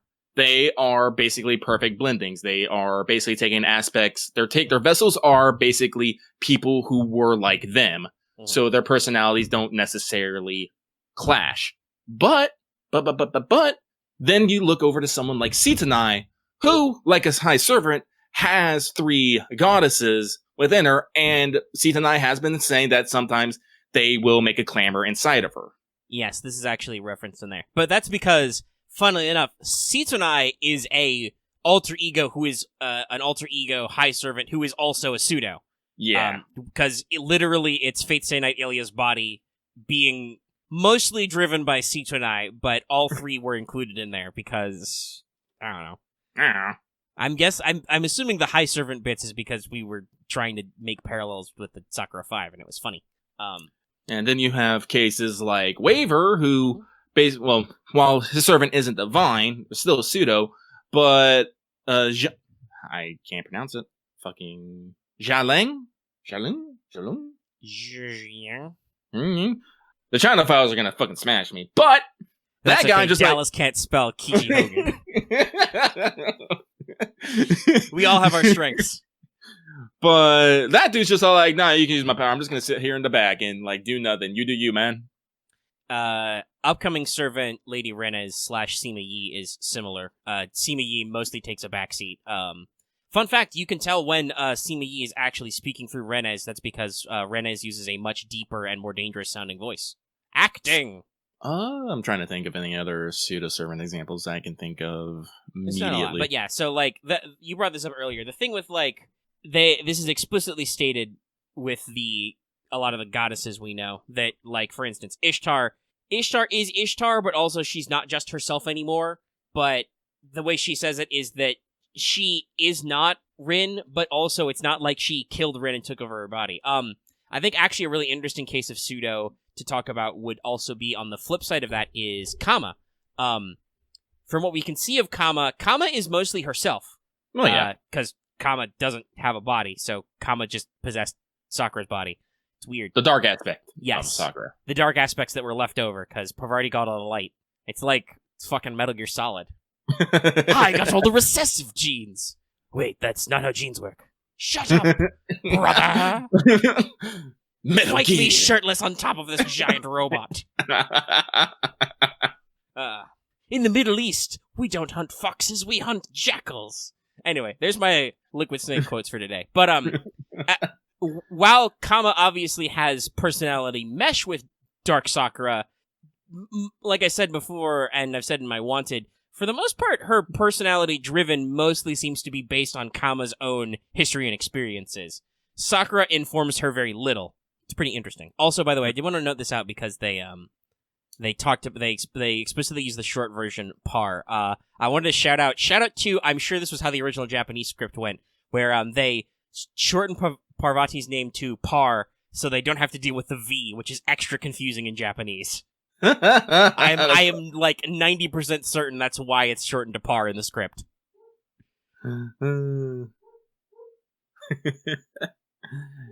Anyway, I think we're good. So let's move on. Thank you very much for that. This next one comes from Master who never won a comment to begin with. Hey, Lucky Omega, hope you're not as salty as I am right now, though I'm slowly coming to terms with it. This is the second time that I'm playing the Ooku event after playing its rerun over in JP, and it's arguably more fun actually understanding the premise. My question is, since we had sets up on Ooku and Grail Front-esque events in FGO now, which is your favorite kind? Anything you like to say change/improved? Hope you have a great weekend again. P.S. I wailed, I got her, all is right in the world. Well, you got one half, I'm about to say, you got one half of a beast just chilling with you. I don't know if that's right in the world, but hey, you do you! I can't talk! I got both halves! So, the thing with the formats, we haven't actually done the Grailfront event, so I can't talk about it at all. You're talking like we played JP. No idea. We don't. It seems cool. I know a lot of people liked it. Never played it. One of the comics in the Koha Ace is about it, actually, if I remember correctly. Yes. Get this phrase Gudiko face, just... Grit like, those teeth! God, no, it's a great, you should look it up. It's in the scans and stuff. It's great. And we're obviously not done with OQ, so it's a little hard to comment. I think we've already mentioned it, what we would like slightly refined about the OQ format. Like, I'm not averse to it, but I would definitely wish they would string those nodes together a little bit so that they didn't take so much loading and clicking. Like, yeah, same here. And I would say out of like between like Setsubun and OQ, I want to say OQ because well, going through this labyrinth is a little tedious. I actually have a lot of fun just reading every little text that comes through as I'm exploring the area. I actually really do enjoy exploring the areas and just all the little details. Like on the map, you see like the little icons, the things about like, oh my, like I said, being drunk. I would think it was like floor 3 was the fucking best. I'm in the middle of floor 3 now. I want to say I'm a little behind now just because of like writing notes and stuff, but also. I am actually taking my time to explore every floor as I clear it, because I want tchotchkes, and it's, like you said, it's not actually that tedious. It takes a little bit of time, but it doesn't feel bad. Lucky's caught up with story, but I'm only like, I guess I would say like 75% through with floor 3 and like 50% done with floor 4. But, yeah, but like just a little flavor text of like being on drunk, it's all like, there's an Oni party in here. You want to join in? I'm like, or it's all like, there's a snake! Time for a dance-off! I'm just like, oh my god. I also just love some of the, even in the first level one, where, like, there's a chimera that's squished in the room. And then you fight a chimera. Or, my favorite one from floor 1, if you haven't gotten it yet, guys, you need to look for it. You get assaulted by chickens. And it's the chicken mobs from Summer 3. Like, you're just chilling and suddenly chickens. It's like, no. The writing is great for a lot of these. They kind of bounce between the silly atmospheric to the, like, this corridor is in shreds. It's horrifying. Ugh. Like, real talk, if I didn't know what this fucking labyrinth is made of, I'd probably be having a lot better time just enjoying life. Now I understand where that picture of fucking City Man being used as a fucking, I can't think of the dance, curling. Man, and Kiara's just in the back, spread eagle. I'm just like, yeah, no, I understand this mood now. Well, I said, we'll get there eventually. Let me check the timer here. We got 13 minutes left. Actually, I think we got through a good amount of these. Yeah. But we're gonna move on. This next one comes from the Dragon King, who says, "Hope your rolls went well. What is Kiara? Oh, what is Kiara's deal when it comes to the master? I do not get their relationship. Basically, I don't get what she wants to happen to him. So, as again, this is someone who's been reading recently. Kiara, for all intents and purposes, is a nun. She is actually a demonic bodhisattva. She basically, the best way to put this is in her relation to the master, she represents temptation. That is the cleanest way I can put it. She actually mentions this in her profile and actually in the event that post the events of Seraph, she took a vow of abstinence so that, she doesn't, just try and eat fucking everything. But what she does instead is she tries to slowly tempt the master into falling for her and, consuming him that way. As the way she puts it, she wants him to both succeed against her temptations, but also cannot wait for the day from when they fail. She's basically the best way to say it, she's basically edging herself just for shits and giggles. I believe isn't this a line of dialogue early where Parvati comments that she feels like there's something welling up in her that might burst forth at any time, and Kiara's like, "Oh my!" No, like I'm gonna read this. Kiara is not a good guy. She is someone who is merely biding her time, and because, like I said, she has taken. I think she took most of the Buddhist vows, and she does follow them, except for I think the one she mentioned was will not indulge in earthly desires. Yes, she mentions this early because she lists them all, and she says that she has her own opinions, her own unique way of following the 5th one, I think it was. Yeah, but this means that she does follow, like I said, this is why I find, honestly, someone found it. Thank you. This is why I find interesting about Kiara is she is a woman of her word, although her word might be a bit twisted in its definitions. So if she said no, she's not going to fuck with you until you basically want to fuck her yourself. She's like, no, I'm going to do that. And she gains pleasure from seeing you resist and maybe thinking about it. I haven't seen it myself, but I believe this is the context for her Valentine's event where you could possibly die. Yeah. Where if you treat it like normal chocolate, she has to play by her own rules and is just like, okay. But if you get like freaked out, it's like, oh, freaky time? You want some freaky? And then she goes full freak show and you're like, no! Foe, reset! Foe resets the timeline. Mm-hmm. Load. Well, yeah, no, what's the best way to put this? Kiara, a lot of Kiara ability is she, I forget, is she L or R? I can't remember. I don't remember. But also, actually, yes, that is one of her beast/final boss powers, is if you are susceptible to desire, she will overtake you. So if you desire Kiara, she wins. This is how she melts you immediately. Yeah, remember, R, Rapture. Yeah. And it's very interesting to see, and I don't want to talk too much about the lower floors because this is a time-gated event, but it's interesting to see the kind of slow build-up of Kiara, like, knowing more than she lets on in this event, but also holding it back. I almost feel like, was there a lot of kerfuffle in JP, much like there has been on NA from certain quarters, about people yelling at Sherlock for not revealing information? Because I feel like both Kiara and Sion in this event are like, okay, I have some theories, but I understand why Sherlock doesn't just belt out every idea he has, because some of these ideas are probably not true. Like, when Sion's trying to figure out how this happened, she's like, okay, I could explain it to you, but it's so fucking stupid I don't want to. Just imagine it's like, either something particular happened, or our enemy is like the equivalent of the world's best pitcher ever, which we could never prepare for. But Kiara does I think they do something better with Kiara where they show her internal monologue. So you as the player always know what she's thinking. But there's a lot of her commentary on like the different Buddhist precepts and falling into desire and her like opinions on stuff. She wants you to fall because that would be the ultimate validation of her self-image. But also she because that's the thing. Kiara's a sadomasochist. Mm-hmm.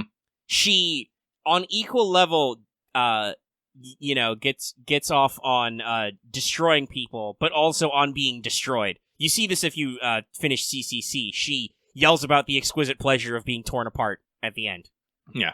Like I said, and remember, basically, the reason why Kiara came to Chaldea is just so she can hang out with the person who basically once kicked her ass, or was instrumental in kicking her ass, and to maybe get them succumb, eventually. Remember, Kiara's not here for the good of humanity. No, Kiara's here for herself. Yes. Which is the good of humanity. Heyo.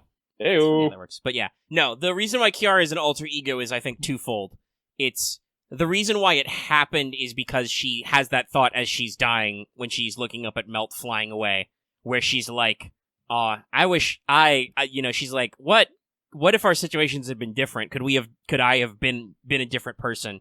And the answer is kind of no. Like, that's kind of Kiara's character trope, is that hypothetically she could be a different person, she just never will be. Something will always happen that she stumbles vagina over planet first into danger. However you want to put it. Tits over tea kettle into the problem. So yeah. But so alter ego Kiara is still horny on main, but she's trying to see stuff from a different side. Like, what if she didn't eat everything at once? She's playing by rules that she set herself. Mm-hmm. Also, you can also say that her alter ego form is the result of the independent whatchamacallit. Well, yeah, that's true, because she does still have that. That's beasts are strongly immune to time paradoxes and instant death effects. This is why you literally can't kill Tiamat until Gramps until you put her in the underworld and Gramps gives her the concept of death as a conceptual weapon, because beasts are immune to that kind of thing. Similarly for Galatea. Basically, every time we run into a beast, if they have time to fully manifest, they cannot die unless we do something that makes them killable. No future spoilers. No future spoilers. I'm excited. Like, I don't know what's gonna happen in the story. I'm excited. No, this is even knowing a lot of the story bones. This is a good read. I like it. I love how every floor we get our Gordo flashback, as we just see how he went from being himself to being that guy we meet in the intro. I am Tokugawa Gordo. Sir, excuse me. What? Director, pardon me? How dare you speak to me this way, knave? Begone, knave. Begone, knave, by the way, is the only Yu-Gi-Oh card that has a comma and an exclamation point in it. I should do a shitpost edit. Anyway, that's a future thing. Alright, well, we only got 6 minutes left, so I want to get a few more out! Yeah, we got a couple more I think we can power through really fast. Let's go! We're gonna go fast, so thank you very much. The next one comes from Killian King, having obtained my nugget before my McNugget Catalyst. This Saturday was when I was experiencing my first vaccination injection, and I thought on the way back I'll get some McDonald's for lunch for me and my relatives. Afterwards, I would do some pulling for comma after eating my McNuggets. However, today I made the appointment, I decided to do some early pulling for CEs, and managed to get a comma along the way, and now I don't know what to expect to do on Saturday. Guess all I can say now is that I hope you can have some of my McNugget luck on your current or future Sakura Nugget rolls. I guess I'm thinking about tickets. Anyway, thank you for that. Glad you got comma pretty easy. Hope things go well. Moving on! This next one comes from Obligatory, got MP5 comma and one multi, free to play, by the way, comment. Those do happen sometimes. But they say, hey there, Lucky Make, I hope you're OQ. They spell it literally in the thing. It's OQ, not OQ. Yeah, I like that you made sure to include the double O, but no, yeah. It's just one U. It's going great. No questions this week. Just hope you get comma in as little St. Corinth as possible and having fun with the event. Have a great week have a great week and stay safe. Technically, my roles are in the statistics, so I'm all right. So thank you very much. Hope things are. Yep. So thank you very much. Hope things are going well for you as well. This next one comes from the girl who got the job now. Congratulations. But they say part of Essen's story is that he has the powers of all the U.S. presidents. Let's say you can summon the president of the United States. Who would you like to see as a servant? I wouldn't mind a writer. Saber. George Washington, writer. Correct. Also, yeah, George Washington should actually be a bitchin' servant. The man was immune to bullets. But I said we're in the lightning round now, so we're gonna keep going. Thank you very much. The next one comes from Pleasantly Surprised Maze Runner, who says, "Hey, Lucky to Make. I hope Kama was kind to the both of you, or at least not too much of a pain. No, this child is a massive pain, but I love her anyway." Kind of silly question. Do both of you prefer to merge the CE copies together, even when it won't become MLB, or do you keep them separate? Or does it depend on the CE? Have a moderately satisfying day. For me, it depends on whether or not the rerun is about to have whether or not the event is about to have a rerun. If I do not have enough to max limit break, but I know there's a rerun, I will leave them alone because I know I'll use them in the future. If I do not know of a future rerun, I'll merge them together to save space. Yeah, basically, like, there's a couple of generic CEs, like, I've got, I think, 2 total K-scopes and, like, 3 total fragments of 2030. Those aren't worth putting together unless you can max limit break them. They will do better if they're not separate, you know? But otherwise, yeah, I usually merge together to save space. But if I know I'm gonna use them as they are, I will keep them separately. Mm-hmm. It's an important detail. Okay, so I pre-read this, and I'm gonna stop the fucking timer, because there's some shit that needs to be said here. Uh-oh. He's stopping All right. Yeah. So, thank you very much for this. This next one comes from King of Apples. Event Mysticosa gives 99 crit stars. Can I keep this? No. But they say, question. I remember hearing / reading somewhere that Saber Shiki was acting as the Beast of Alaya. That got me thinking, is there something like Primate Murder, but for Alaya and not Gaia? A being whose purpose isn't destroying stuff from Alaya. So, 1, you have some misconceptions here. 1, Saber Shiki is not a beast of Alaya or whatnot. She is basically an incarnation of the Void. That's what her independent manifestation of. She is basically just plugged into the root at all times. She doesn't do shit with it because she's plugged in, she has seen everything, everywhere, every time, and has not promptly gotten fucking bored with all of it. Well, I would like to say the concept of tying that to Alaya is not crazy because that is the that whole concept of the root and the spiral of nothingness coming together is called the Alayashiki. Oh, yeah. But yes, she is not directly related to the root is not exactly the collective unconsciousness. I think the best way to say it is that the root of the universe is where Gaia and Alaya come together. Yeah, because you gotta remember, Alaya and Gaia everything. are kind of just two halves of the same coin. Yes. Like the fucking beast, they're known as the beast as the counter, known as the beast of the counterforce to begin with. Mm-hmm. It's a little confusing. I still haven't wrapped my head around this one fully. Maybe we'll get some more text on it somewhere. Gilgamesh gave us a very lovely dump in Babylonia when it came up, but it's been a long time. Like as I said, because you have to remember, and this is why I posed it. The beast represents 7 sins, but actually this is the way they specifically frown it as. But they're not the sins that the Savior took with them. They basically represents that humanity cannot get rid of while we're still remaining humans. Mm-hmm. So we can overcome them, but we cannot eliminate them. Yeah. So the purpose of the beast is not necessarily to destroy things from, Alaya or Gaia. They are there as basically, as Gilgamesh puts it, as a threat for humanity to overcome. Yeah. Just because the beasts have the ability to destroy everything, they don't. What they may be referring in this case is the fact that as primate murder, because remember, each beast has a nega ability. They have the thing that they negate or corrupt. For instance, what is Galatea's nega hero? No, is it? No, I don't think it was. No. Kiara's is nega messiah. I remember that. Kiara's nega messiah. That's what gives her strong ability to destroy savers and rulers. Basically, people like that are destroyed by her. I don't remember what it's called, but it's Nega Summon. Nega Summon. Okay, yeah, he is strong against normal summoned heroic spirits. And then I don't remember the name for it, but what Tiamat's Nega is basically actually it's Nega Life, isn't it? Yeah, it's cool. Well, I'm looking at the wiki right now. It's Nega Genesis. Nega Genesis, yeah. So every product of life that has arisen on Earth, proper Earth, is negated by Tiamat. So, every beast has a thing. What foe as primate's murder is basically, I assume, nega primate, where it's like anything made by civilized humans is negated. He will always have superiority as the beast of comparison. But that doesn't necessarily mean that. And also, honestly, let's be real.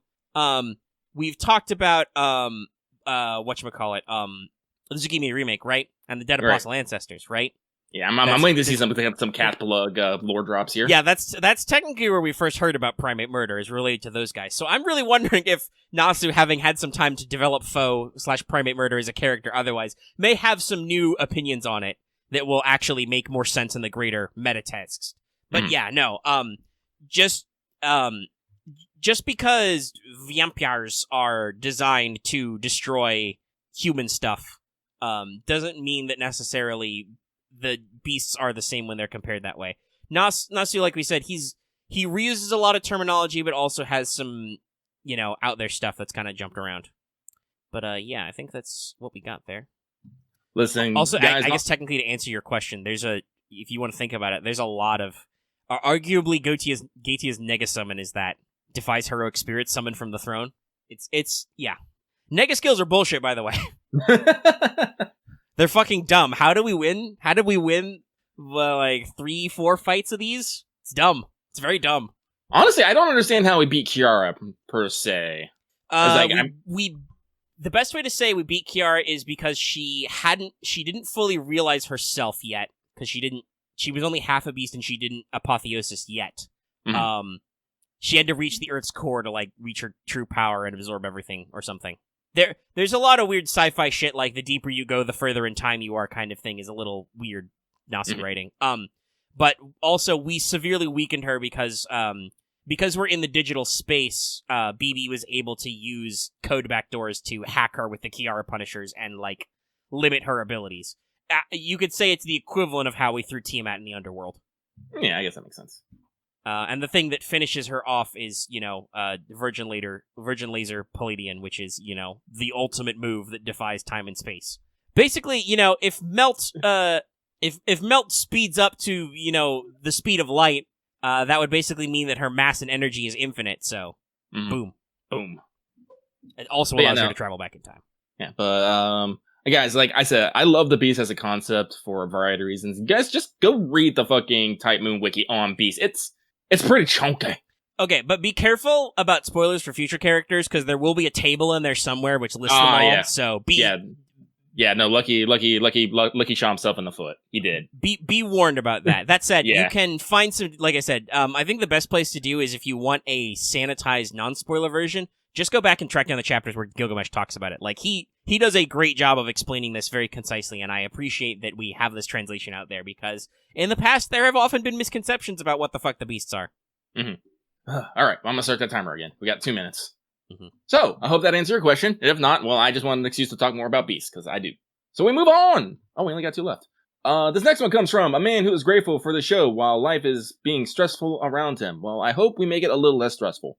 They say, thanks for having a great show as always, Lucky Namek. It's one of my main highlights of the week. You're gonna make me fucking blush.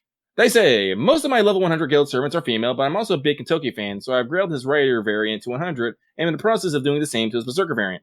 Are there any male servants that you would like enough that you would consider ever grailing to 100 if you ever had enough spare grails? Yes. Yeah, no. Moriarty? If I had the grails, I would totally take Moriarty to fucking 100. Oh my god. I love that man. Also probably Asterios, because he's a good fluffy boy. And I don't know if I have anyone else off the top of my head. No, if I had just an infinite grail button, I would also go with Blackbeard as well. Just because he is my comrade. I'd have to think about it, but yeah, no, it would definitely be there. There's a lot of male characters I like. Yeah. And that I use. But yeah, okay. Ooh. Alright, so last one. This last one comes from One Whom Exists 4 on Stranger Tides. It says, okay. Question. This is actually important. This is apparently a thing. Best and worst servants to be pseudoed by. Blessings be unto Mommy Milky Way pools. That's a pretty good pun, Mommy Milky Way. Yeah, I know, but that always makes me think of... Yeah, that makes me think about Hera, though. Shrug. That's probably someone horrible to get pseudoed by. It's Hera? Ugh. That's true. Yeah, no. Constantly, you're stuck in a constant loop of kvetching about all of Zeus's problems and fucking over mortals and like constantly being mad. Constantly being mad. Just anytime you see her, just cover up your teeth. Just worst servants. I mean, I guess like on a stand. Honestly, the best way to say this is like I don't understand what you necessarily want. Best and worst servants to be pseudoed by. What do you mean by pseudoed by? What is pseudoed by? Best and worst servants to be pseudoed by. Yeah, what grammatically do you mean? I'm trying to think here. Clarify. Like we said, are we talking about like what servant would be best as a pseudo servant and with who? Like, I don't know. Yeah. See, I'm trying. Like, unfortunately, I might be dumb, but I don't actually understand this question. I really don't. I assume it's servant. Like the grammar's not right anyway. Technically, it should be for we just talked about how there are heroic spirits as well, but like you become a pseudo servant by being pseudoed, not servanted. So they probably should clear it up. I assume they mean like who would be the worst to be like possessed by to be pseudoed or best. But at the same time, like I said, that's a little.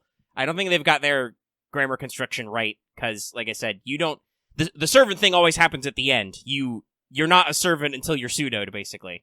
That's how being a pseudo servant works. Like, yes, but that piece would suck because you just stab at your eyes. Alas, my eyes. If you think it's because he's a motherfucker, remember that wasn't intentional, you assholes. Stop thinking it is. Fuck, it's a tragedy. Yeah. I mean, I don't know if he's gonna go around bitching about it all the time. That would probably be a really boring way to live your pseudo servant life. But that's probably most tragic heroes. Let's see here. Well, I'm trying to think in the grand scheme of maybe heroes that got shit lives, I guess. Mm-hmm. There are a lot of crummy gods. The timer has run out, by the way. But we're on the last question. Anyway. I at least want to give one answer. I'm just trying to think here in my pantheon of heroes. I mean, you did already. It was a joke, but we already mentioned Hera. Yeah, I guess that's true. I expect the flip side. The flip side of being Zeus would probably be cool, or it would suck.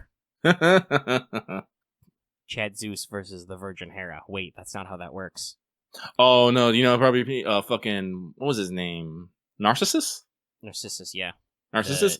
Dude who just falls in love with his own reflection? That'd be a shitty servant to be a pseudo of. That sounds like a Shinji face. Was that Aphrodite's fault that one time, or was that a different thing?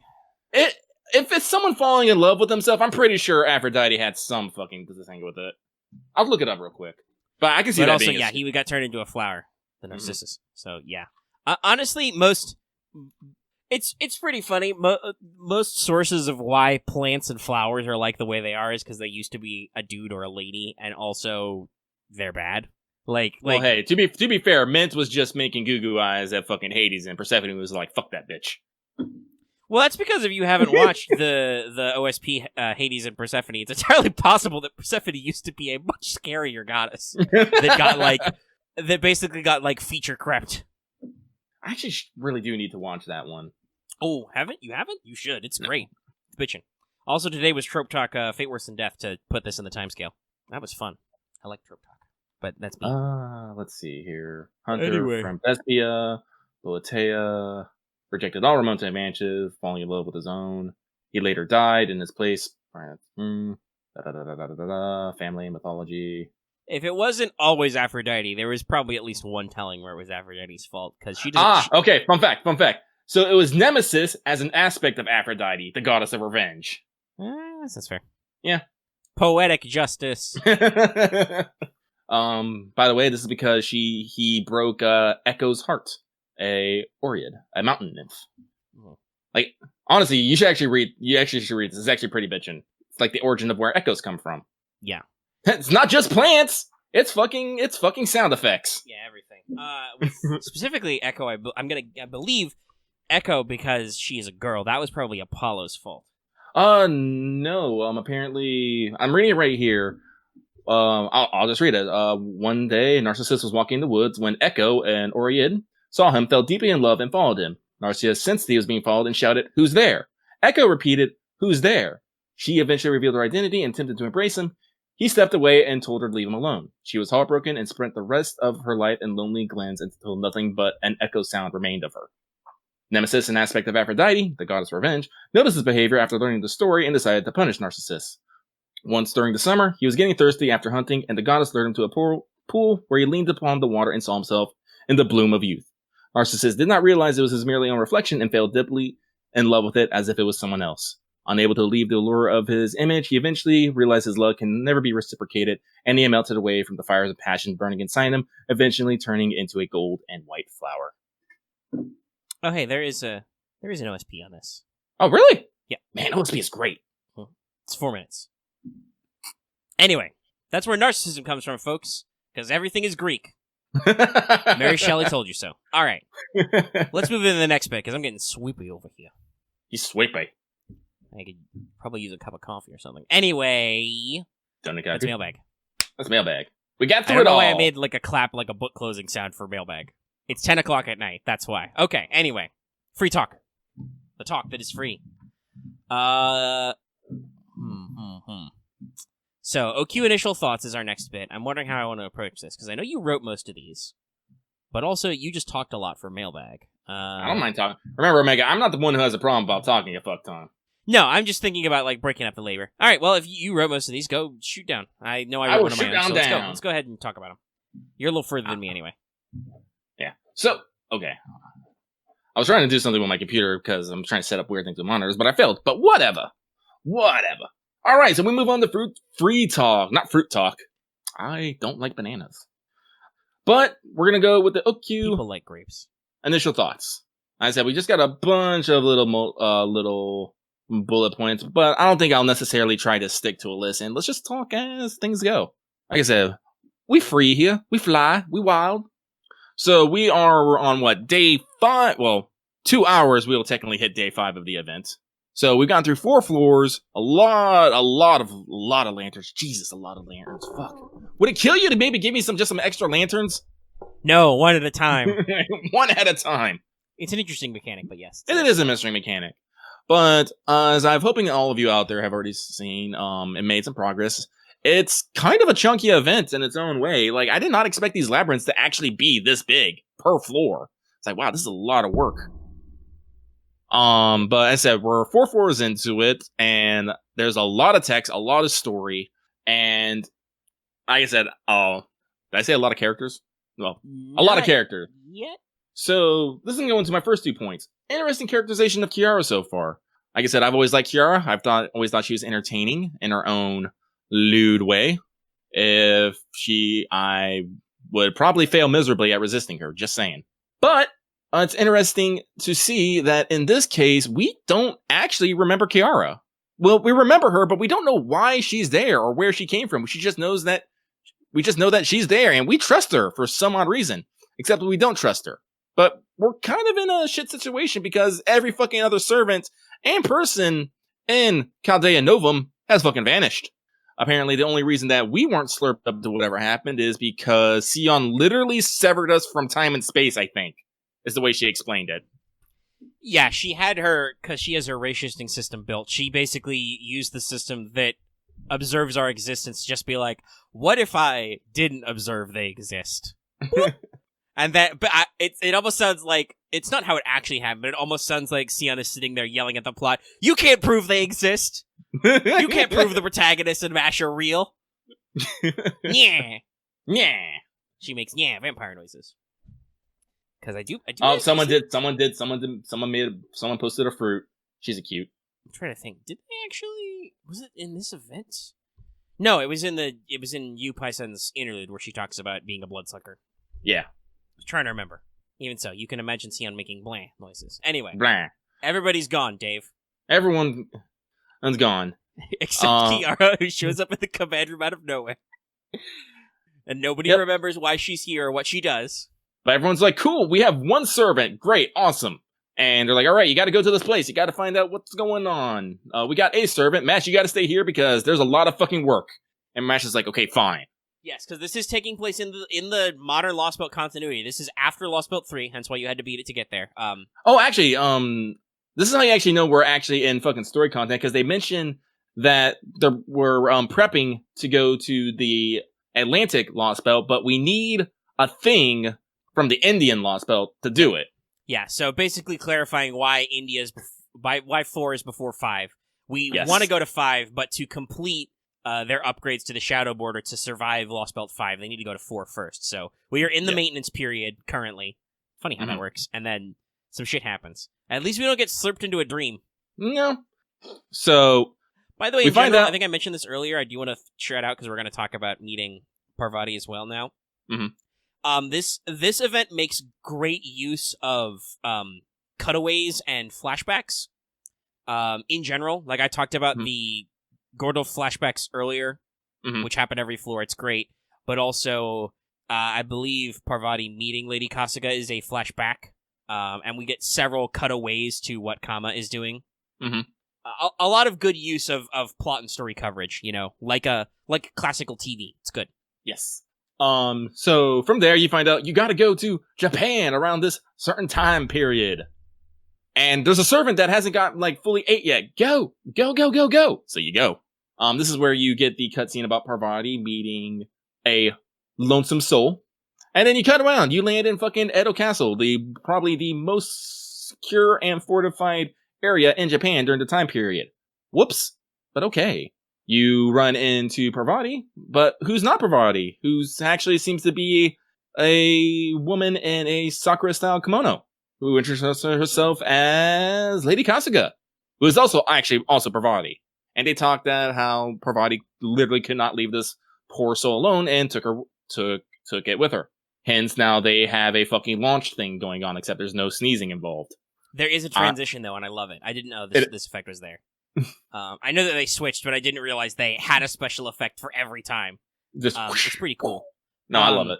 Also, this is interesting to note out. Yeah, a lot of people were confused by this based on the CM and then when this originally came out in Moonspeak.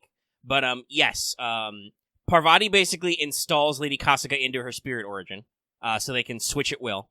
Mm-hmm. If they get one more, they can be a high servant. Yeah.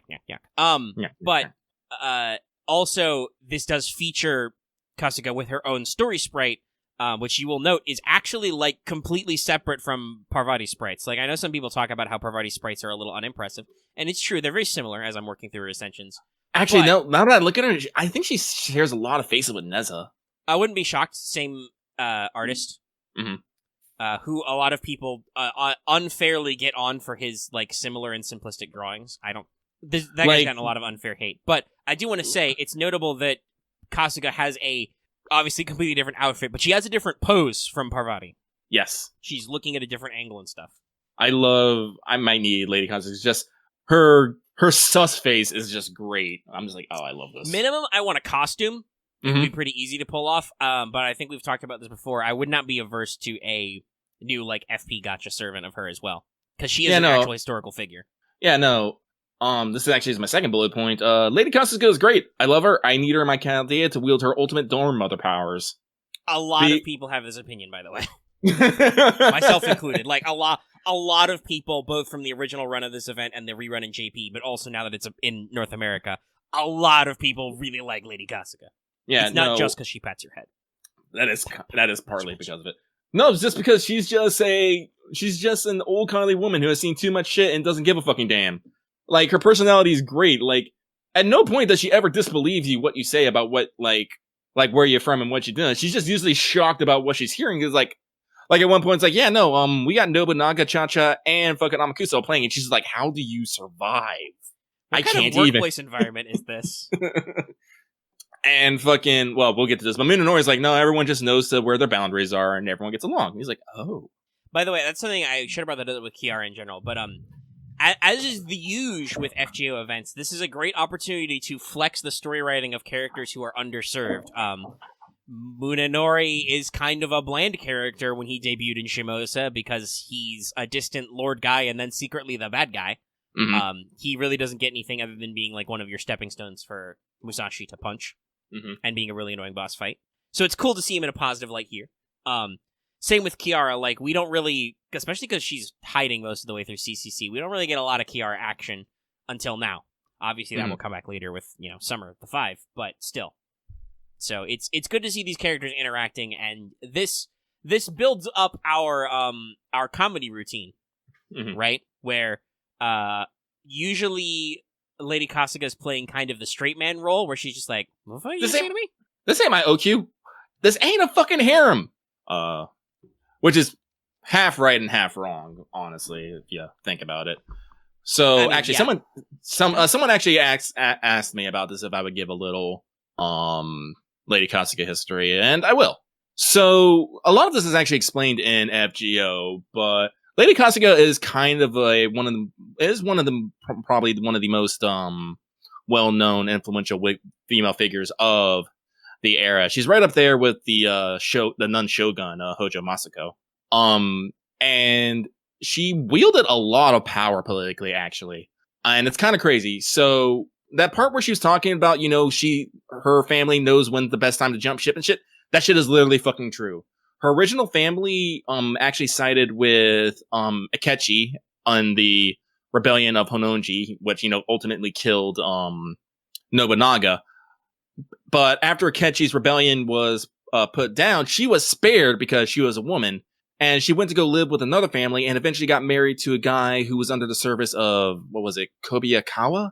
I think it was. I can't remember his name fully, but he's someone who then in turn betrayed Mitsunari at the battle of Sekigahara and switched sides to Tokugawa Ieyasu, which basically cinched the battle for him there. Now, after that, because that Lady Kasuga then divorced her husband, which is something that's a little wild to think about, and then basically put her services gave her services to Tokugawa Hidetada, who was the shogun at the time, to become Imetsu's wet nurse. And from there, like, they don't actually go into this, but actually gained a lot of political support for Imetsu to actually become the next shogun, because he was not actually the favored one. But Lady Kasuga was actually able to curry enough favor and get Imetsu's grandfather, Tokugawa Ieyasu, to basically throw his support behind him. At which point, she, as I said, she raised them and basically served as his political advisor for all his years. Like I said, she wielded considerable influence.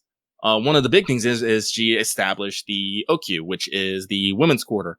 And like, as I was about to say, yes, technically it was just that. It was a women's quarter, but it was a women's quarter specifically for the shogun's wife and concubines, specifically. And the staff assorted with running such a household. So, no, it was not a fucking, pleasure sex of drugs and vice, but it was usually where the shogun would go bang. Yes. That's how it was. That said, I think she puts it best in one of her early lines where it's like, whoa, guys. Yes, that happens in the Okyu, but the purpose is to create a safe, comfortable environment in which case the future of the shogunate can be secured. Yes, it is not just some place where the shogun goes to get drunk and bang all the ladies. Although that does happen. I mean, there are a lot of Tokugawa shoguns. The Tokugawa shogunate lasted quite a decent amount of time. So I'm not 200 years if I remember correctly. I'm not saying nothing about nobody. But yeah. Also, it's funny she says it's not a harem like one of those foreign places. Actually, it is, because actual harems before they were romanticized by pasty white nerds.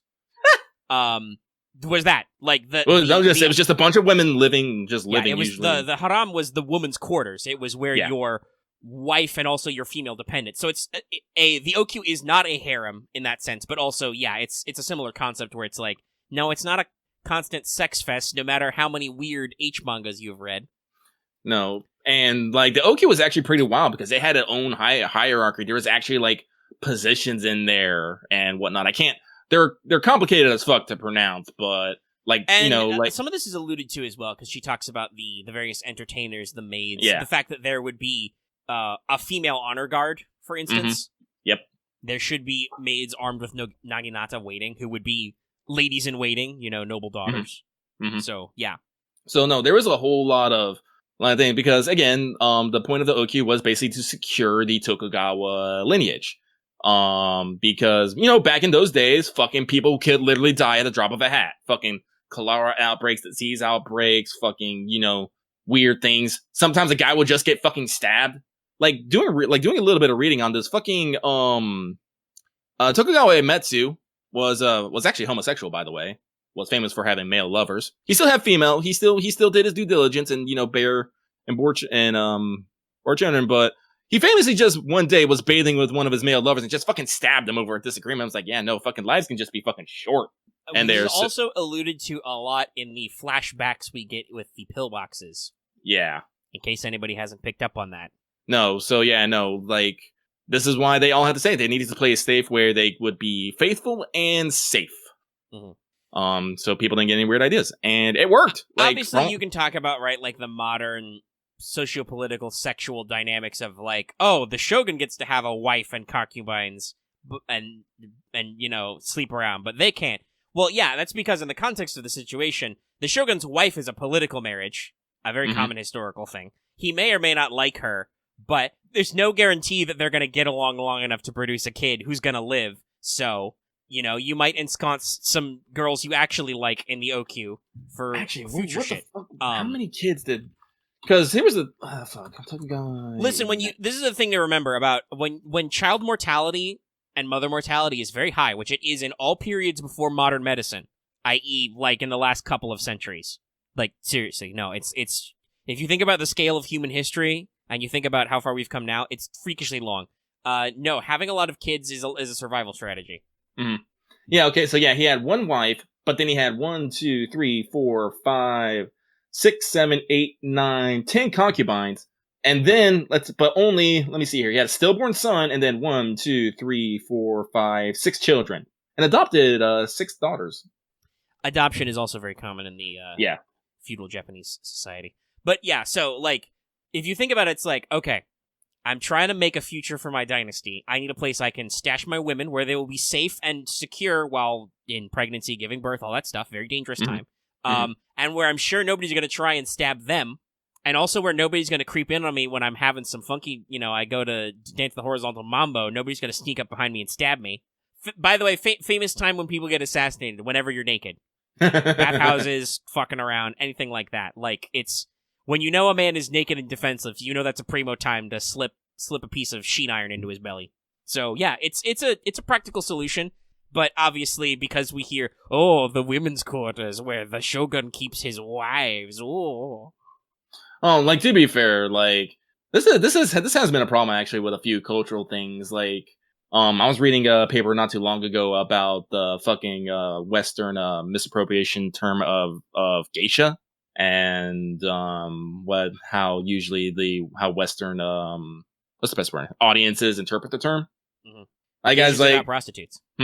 Geishas are not prostitutes. Fun fact. Yeah, fun fact, they are not. There is something. Well, actually, they've died out by now. Geisha culture is still alive and well in Japan. I don't know if this will be well, but the women who kind of looked like geishas but were prostitutes, no, that's died out. That died out in like the fucking 40s, I want to say. I think. Oh, I am dead certain that if the Japanese didn't get rid of themselves, Uncle Sam's puritanical bat bunked them back to horny jail. Yeah, we're in a large part of the reason why Japan is such a socially conservative society.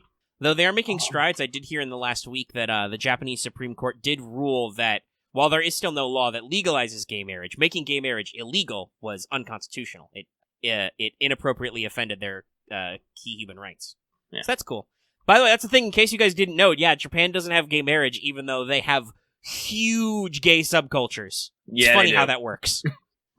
It's like maybe they're sexually repressed or something. I don't fucking know. Yeah. Where was I going? We were talking about history and like, specifically we're talking about Western misappropriation, but even modern misappropriation. I'm sure there are Japanese people. I don't think I'd ever heard of the concept of the Ooku until this event came out in Japan. Really? Yeah. Well, no, I'm sorry. I'm not an expert though in like shogunate historical periods either. Yeah, I was about to say, it's like, wait a minute, that makes sense. I sport a much bigger Japan boner than you do usually. Yeah, I'm a huge weeb, but I'm mostly about mythology and folklore. My Japanese history is very rough for certain periods, but it's an interesting thing. It also advised me. I haven't read it, but that's what it fucking is. Very cool. There's a very cool gender flip Tokugawa manga, which I believe has Ooku in its name, which is very neat. It's basically what if all the Tokugawa shogunates were women and had to have harems of dudes. Funny stuff. Yeah. Anyway, okay, but I found the term. Because there were women who were like geisha but were prostitutes. Those are known as the oiran. Mm-hmm, yeah. Yeah, they're gone. But technically, what the purpose of a geisha is just supposed to be an entertainer. Who provides social entertainment and a place where you can relax your face, basically. Yeah.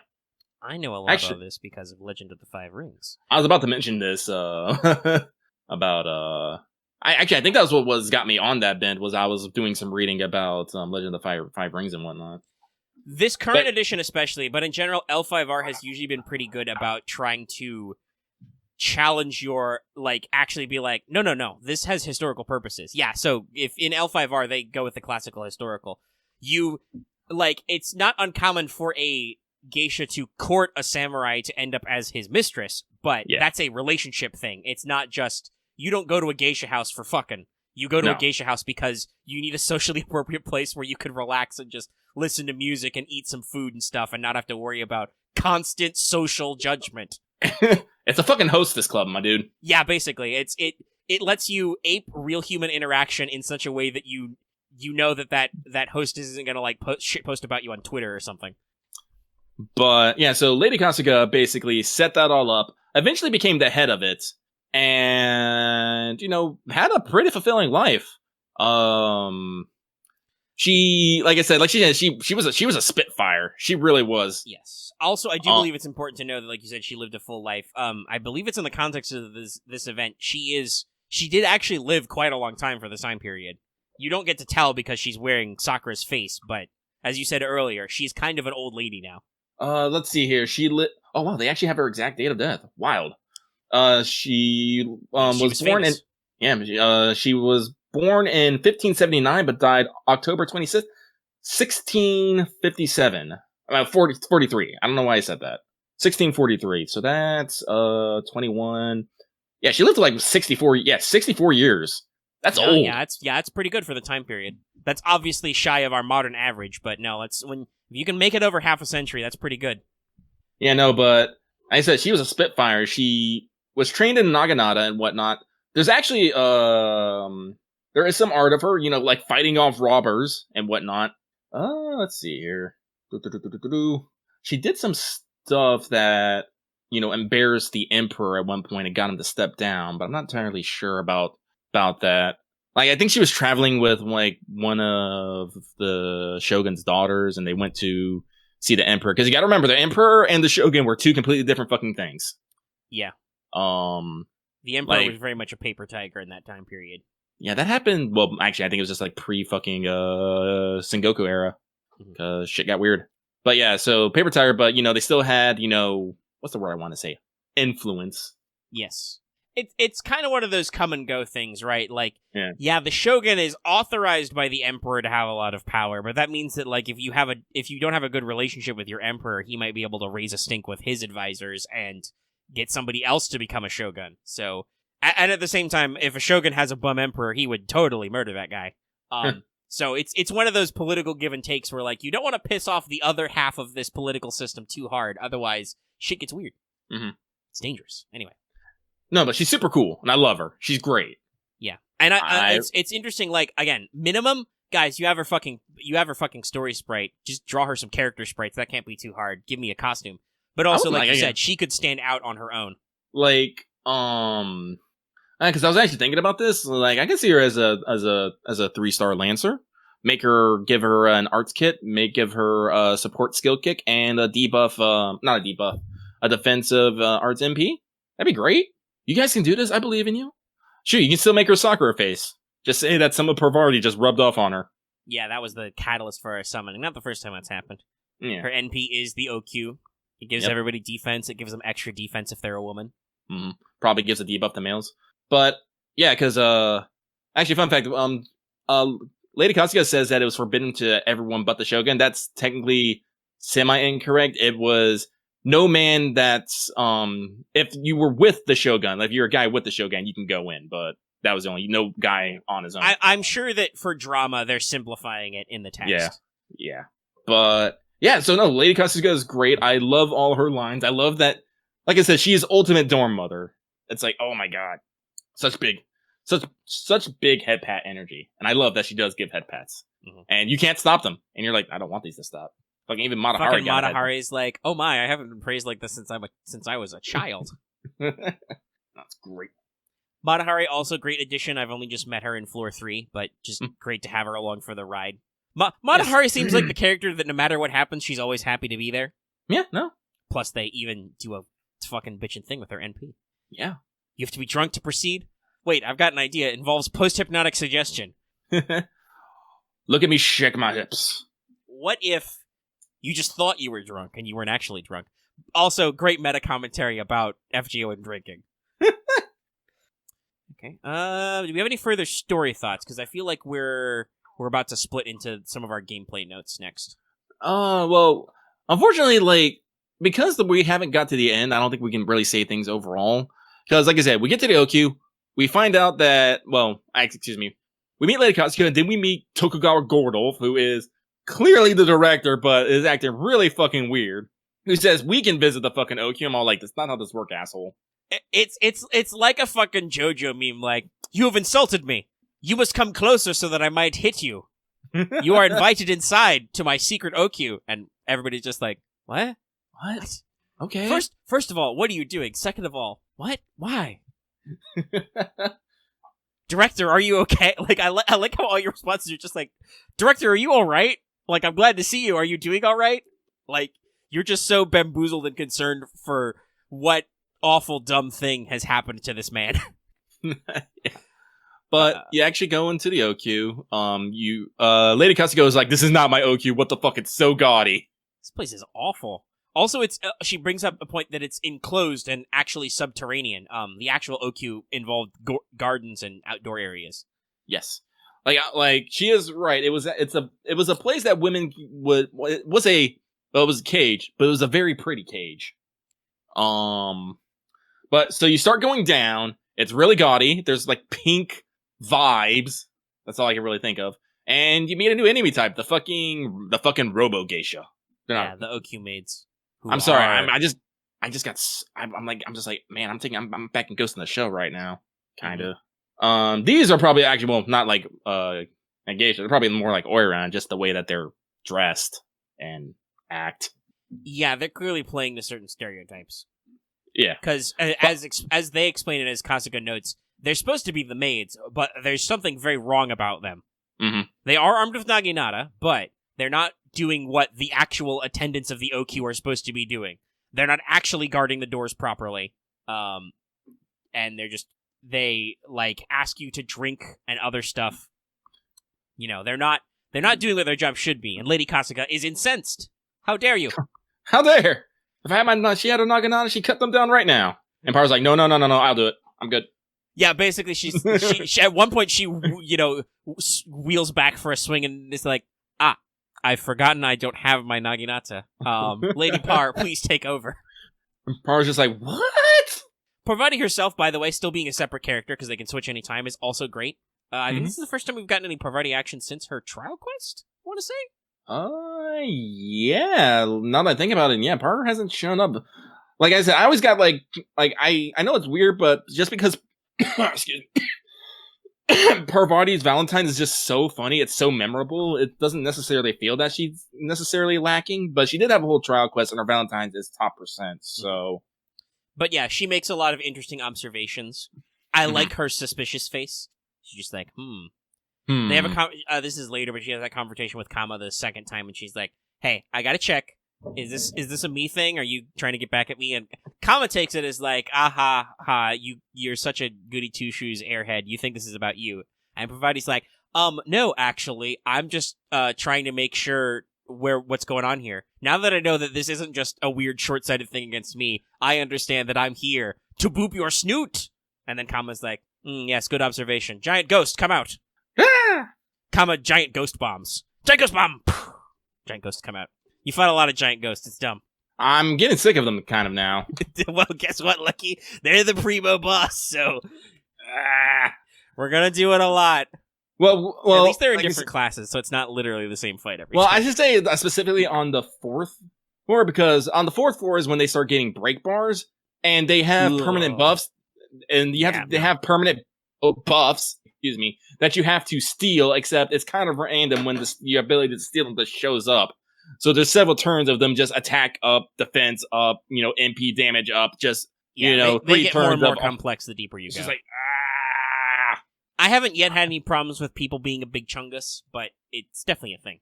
It's definitely a thing. But, so you go down into the OQ, Kiara exposits, everyone exposits, you wander around, you learn things, you meet what is his name? Matsudara? Yeah, Natsudaira? Yeah. Cough, cough. Cough, cough. Dude, working under the Tokugawa was actually the person who fucking led the Shogun's forces against the rebellion, Shimabara. Mm-hmm. So he got history with Amakusa. He saw hell that day. But, he's also like, I flipped because reasons, and people The Shogun is gone. He plays up kind of like the treacherous advisor thing. I wonder if there'll be more with him, but mostly I think as a character, they just picked him to give Kama somebody to fucking talk to. Yeah. Which is okay. It's just kind of funny that, like, that's most of what he does is, like, we always cut to, meanwhile, in the Legion of Doom, Kama's just, like, hanging out, and she's just like, Natsudaira, do this. I don't care that you fucked up. It doesn't actually matter. Nothing we're doing matters anyway. It's all gonna be fine. He's just like, okay, my lord. I guess that's alright. I just imagine Kama is just doing, like, the weirdest layabout poses on the floor. Kama's just got a beanbag and is just, like, upside down. It's just like, it doesn't matter, dude. Just... Okay, we definitely cut off Lucky there. She gives off, like, this entire event of, like, I'm just here to do a thing, yo. I don't give a fuck. Like, speaking of Kama, her fucking... I guess it's not duplicitous in the way that she's lying, I guess, but she's usually channeling at least 2 vibes at the same time. She's like, I care very much about this, but also I don't care about this very much. And she does it very well, I guess. Yeah, she has her writing's pretty good. She has this great dichotomy of, she says, hello, I hate you, but also I love you. It's like, no, listen, that's cool. That's very nice that you destroyed all my horrible mobs. Could you die a little bit? Oh, you didn't die? That's fine too. Like, it's interesting for reasons I don't want to talk about yet because we haven't gotten to those last couple floors. But Mhm. we'll have some final thoughts later on this, and we'll circle back to this. But as Shueisha acts as the villain, I love her interplay of like simultaneously caring a lot and not at all. Because as befitting her personality, Kama has set up this scenario so that no matter what happens, she's winning, right? We must proceed further down because we've got to get our friends back because they are literally the furniture. And in fact, at the end of floor 1, we free Sitting Man himself. Because Daira was fucking around and not just making him a pillar man. I never thought about that, but now that I thought about it, I can't get it out of my head. Everybody just replace all BGM and OQ with the Pillar Man theme. Hi. Anyway, what I was going to say about Kama was that she has clearly arranged the situation so that while certain things, because like she set up her whole, this comes up in floor 3, the drunk floor, where Kiara realizes that these are all the nega precepts, the antithesis of Buddhist oaths. She's like, Kama has set this up so that certain rules have to be followed, but ultimately she's like, whatever, It's very interesting. Like I said, I like this energy that Kama channels. I don't like it. Like I said, it's not like I'm in love with her character or anything, but I'm just like, I understand your vibes greatly, tiny space child. Like I'm almost expecting in a very non-comical way, like the Tsukihime event. I'm almost expecting to like burst down one of these doors and like Kama's just like eating donuts or like playing Vidja games or something. Like you're gonna run into the boss room and she's just like on her phone and is like, hold on 1 second, throws it away. Yeah, what's up? Yeah, it's great. And I think, other than we already mentioned Matahari and Scheherazade who you meet on floor 3, I think that's basically all your characters. I do want to shout out for Matahari and Scheherazade. I do enjoy that their characterization, especially with Scheherazade, like they've moved away from this "please don't kill me" mentality. Because basically she says like, yes, I'm afraid to die, but I don't want to, be a coward while all my friends are and my good kings are, trapped here. So I'll do what needs to be done. So I was like, yeah, good on you, Scheherazade. Yeah, I think you start to see this with her first bit of post-fight dialogue where while she does bring up the fact that if you start drinking or something, or if you don't drink, you could die. It's like, she's not just concerned about her dying, she's concerned about other people dying as well. She's like, man, death would suck. Yeah. So I think that's positive character growth, I would say, which is very good. Because again, Scheherazade is another character that, she got a little bit of action in Summer 2, but that was literally to play comic relief against Nudicrous. Yeah, she was a comic foil, and it was funny, and I actually I like a lot of the comparisons, especially because, they have that back and forth. But also, it's almost like they were literally the least popular team. It wasn't until the NA rerun, because we were like the last server ever, that we memed them to a round win. So yeah, no, it's good. It's good. They've got a good way of doing the limited cast thing and sharing that exposition with everybody, right? Yeah. It's good. So, let me check my notes here. So yeah, I think that's, like I said, I don't want to necessarily get into too much more story details, because as I said, the event has some time, and I don't necessarily want this to be spoiled for anybody.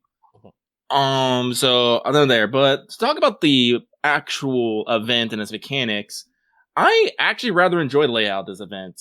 Actually, I enjoy exploring and reading all the flavor texts, like how each maze has its own rules, and the battles are usually pretty simple. Like for these story battles, I don't think any of them have gone over a single round of either 1 to 6 enemies. Yeah, no, it's all pretty put together. I don't think you put this in your notes, but me personally, I haven't farmed a single free quest yet because I don't need to. Oh yeah, no, I think I've cleared them, but I haven't farmed them, because every time you do one of those little fights, they give you a fair amount of drops, and usually there are 5ers each. Mm-hmm. Yeah, I already own several damage Cs. Yeah, same here, and I got all my golden EXPs too. So I'm like, yeah, no, it's shoot, I'm only 5 days in, still got a week and a half. It's shit, nice. I've also I'm exploring the floors a lot because, like you said, it's pretty easy. I've already found one of the command codes. I found some gold foes, shit like that. It's very rewarding to report. Oh yeah, like I said, but we mentioned this earlier when doing Mailbag. A little inconvenienced by the fact that you have to constantly load every single pip when it's only maybe like a line of 2 or text. Granted, I am usually thoroughly entertained by said lines of text, but I don't want to have to keep going to a black screen to read them. Yeah, I mentioned this in my own subnote. Like, I wish the flavor text flowed better. You have to click multiple nodes for multiple, like, single or 2 boxes of text. You cannot autoplay. You literally can't hit the auto button. It's grayed out. And you often have to, like to clear a hallway, which may lead to a room you've already gotten, by the way, because this, maze does have some link-ups like that. You will have to, like, click 2 or 3 times and then pop the screen to get another lantern, right? They have to do you got a lantern, and keep going. And it's just, I like the text. I really wish they'd found a better way to, like, optimize this and stitch it together cleaner. Yeah. Hopefully they do that if they ever do another Labrynth-type event. I don't think they have done one in this style since. Which is interesting, because they have done multiple Setsubun-style tower climbers and multiple Grail fronts, so. Right, now, from there, I guess the next, like, big thing is doing all basically the story events with just 2 servants and a support. And surprisingly, I'm okay with this, because again, the difficulty of said fights isn't usually that bad. And I will say, I have had to resort to using the fucking Inro a fucking few times. Jesus Christ, that thing's fucking powerful. Jesus fucking Christ, that thing's fucking powerful. Like, the stun with the debuffs, the attack up with the evade and the pierce invul, and here, just have all these crit stars and have a crit up, and this person gets some crit star again. It's like, Jesus. It's a lot. So usually, I'm usually pretty good, and I think it's a fair representation of maybe being cut off from a lot of your servants. Because that's one of those things I always find a little weird about FGO at sometimes is, a lot of the times it's like, hey, we have, freshly alive in this place, and we have no servants, except all these servants I can just call on to summon this fight with me. So I'm like, yeah, I understand it, because it'd kind of be weird just to, limit your choices to mash. Which happens a couple times in story, but they don't usually do that for events. No. So I do like how they did it this way. Is like, no, it's not that you don't necessarily have access. You just don't have access to as many of them. So I'm like, no, this is fair. I like this. And to be real, people, there's a lot of people who usually just set up everything in those first 3 servants anyway. Mm-hmm. Those back 3 are usually for, putting CEs or maybe, trying to switch out for some particular combo. If these fights were longer, I would want my back row. But when we do actually get to, like, some big boss fights at the end, you get all 6 slots anyway. So, like, I think it's fine. Yeah, no. I've had some close calls, but I haven't had to, like, spend seals or anything. Yeah, me neither. I'm personally trying not to go ham on the in-row, because I don't know. I could probably bother, because I'm exploring everything for all the Hanafuda cards anyway, but I'm just watching that gauge slowly tick up as I explore more hallways, and I'm just like, Yeah, you can't stop it. That gauge goes up. I'm somewhere in the middle, the second part of it right now. I'm about to hit, like, the first segment. Like, I've gone up from 0 to almost the first full bit, which I assume is probably the tier for your first making the boss fight harder. But you can reverse it obviously with a Hanafuda later. I'm just thinking to myself, I'm like, I'll make this easier on myself later. That said, I don't think 1 or 2 uses is a big deal. It's probably just a big pain in the butt to, like, go through more Hanafuda flips. Or it's the kind of thing where if you powered through and just did the story, or God forbid you looked at what the solution was to get to the bottom, you're gonna have a harder time because you're not gonna have any Hanafuda cards, and your bar's still gonna be like halfway full, and you're gonna be fucked. I don't know. That's something I'm not necessarily sure what the bar. Well, like I said, Lucky knows some things about this event. He doesn't know everything, so I know that this bar makes things harder. I'm not necessarily sure why. And I deliberately chose not to reveal what the event gauge does in the pregame, so I haven't spoiled that. So I'm like, I can tell you that it will become clear later. It hasn't been acknowledged by the story at all, but yeah, it will actually be a thing. It's just not. Yeah, because I'm pretty sure it has it has something to do with the choices you make in navigating your labyrinth and whatnot, and among other things, and with the Enro. I don't know why the Enro increases it either, but like that's something that's also things like if you're like me and you and like to explore, that means if going down certain paths increase the gauge, well, we have to increase the gauge because fucking I want to go see what's down this fucking hallway. I want to go cuddle the fucking big snake, y'all. Heck. Also, I mean, I'm hunting for command codes and that final damage CE and shit.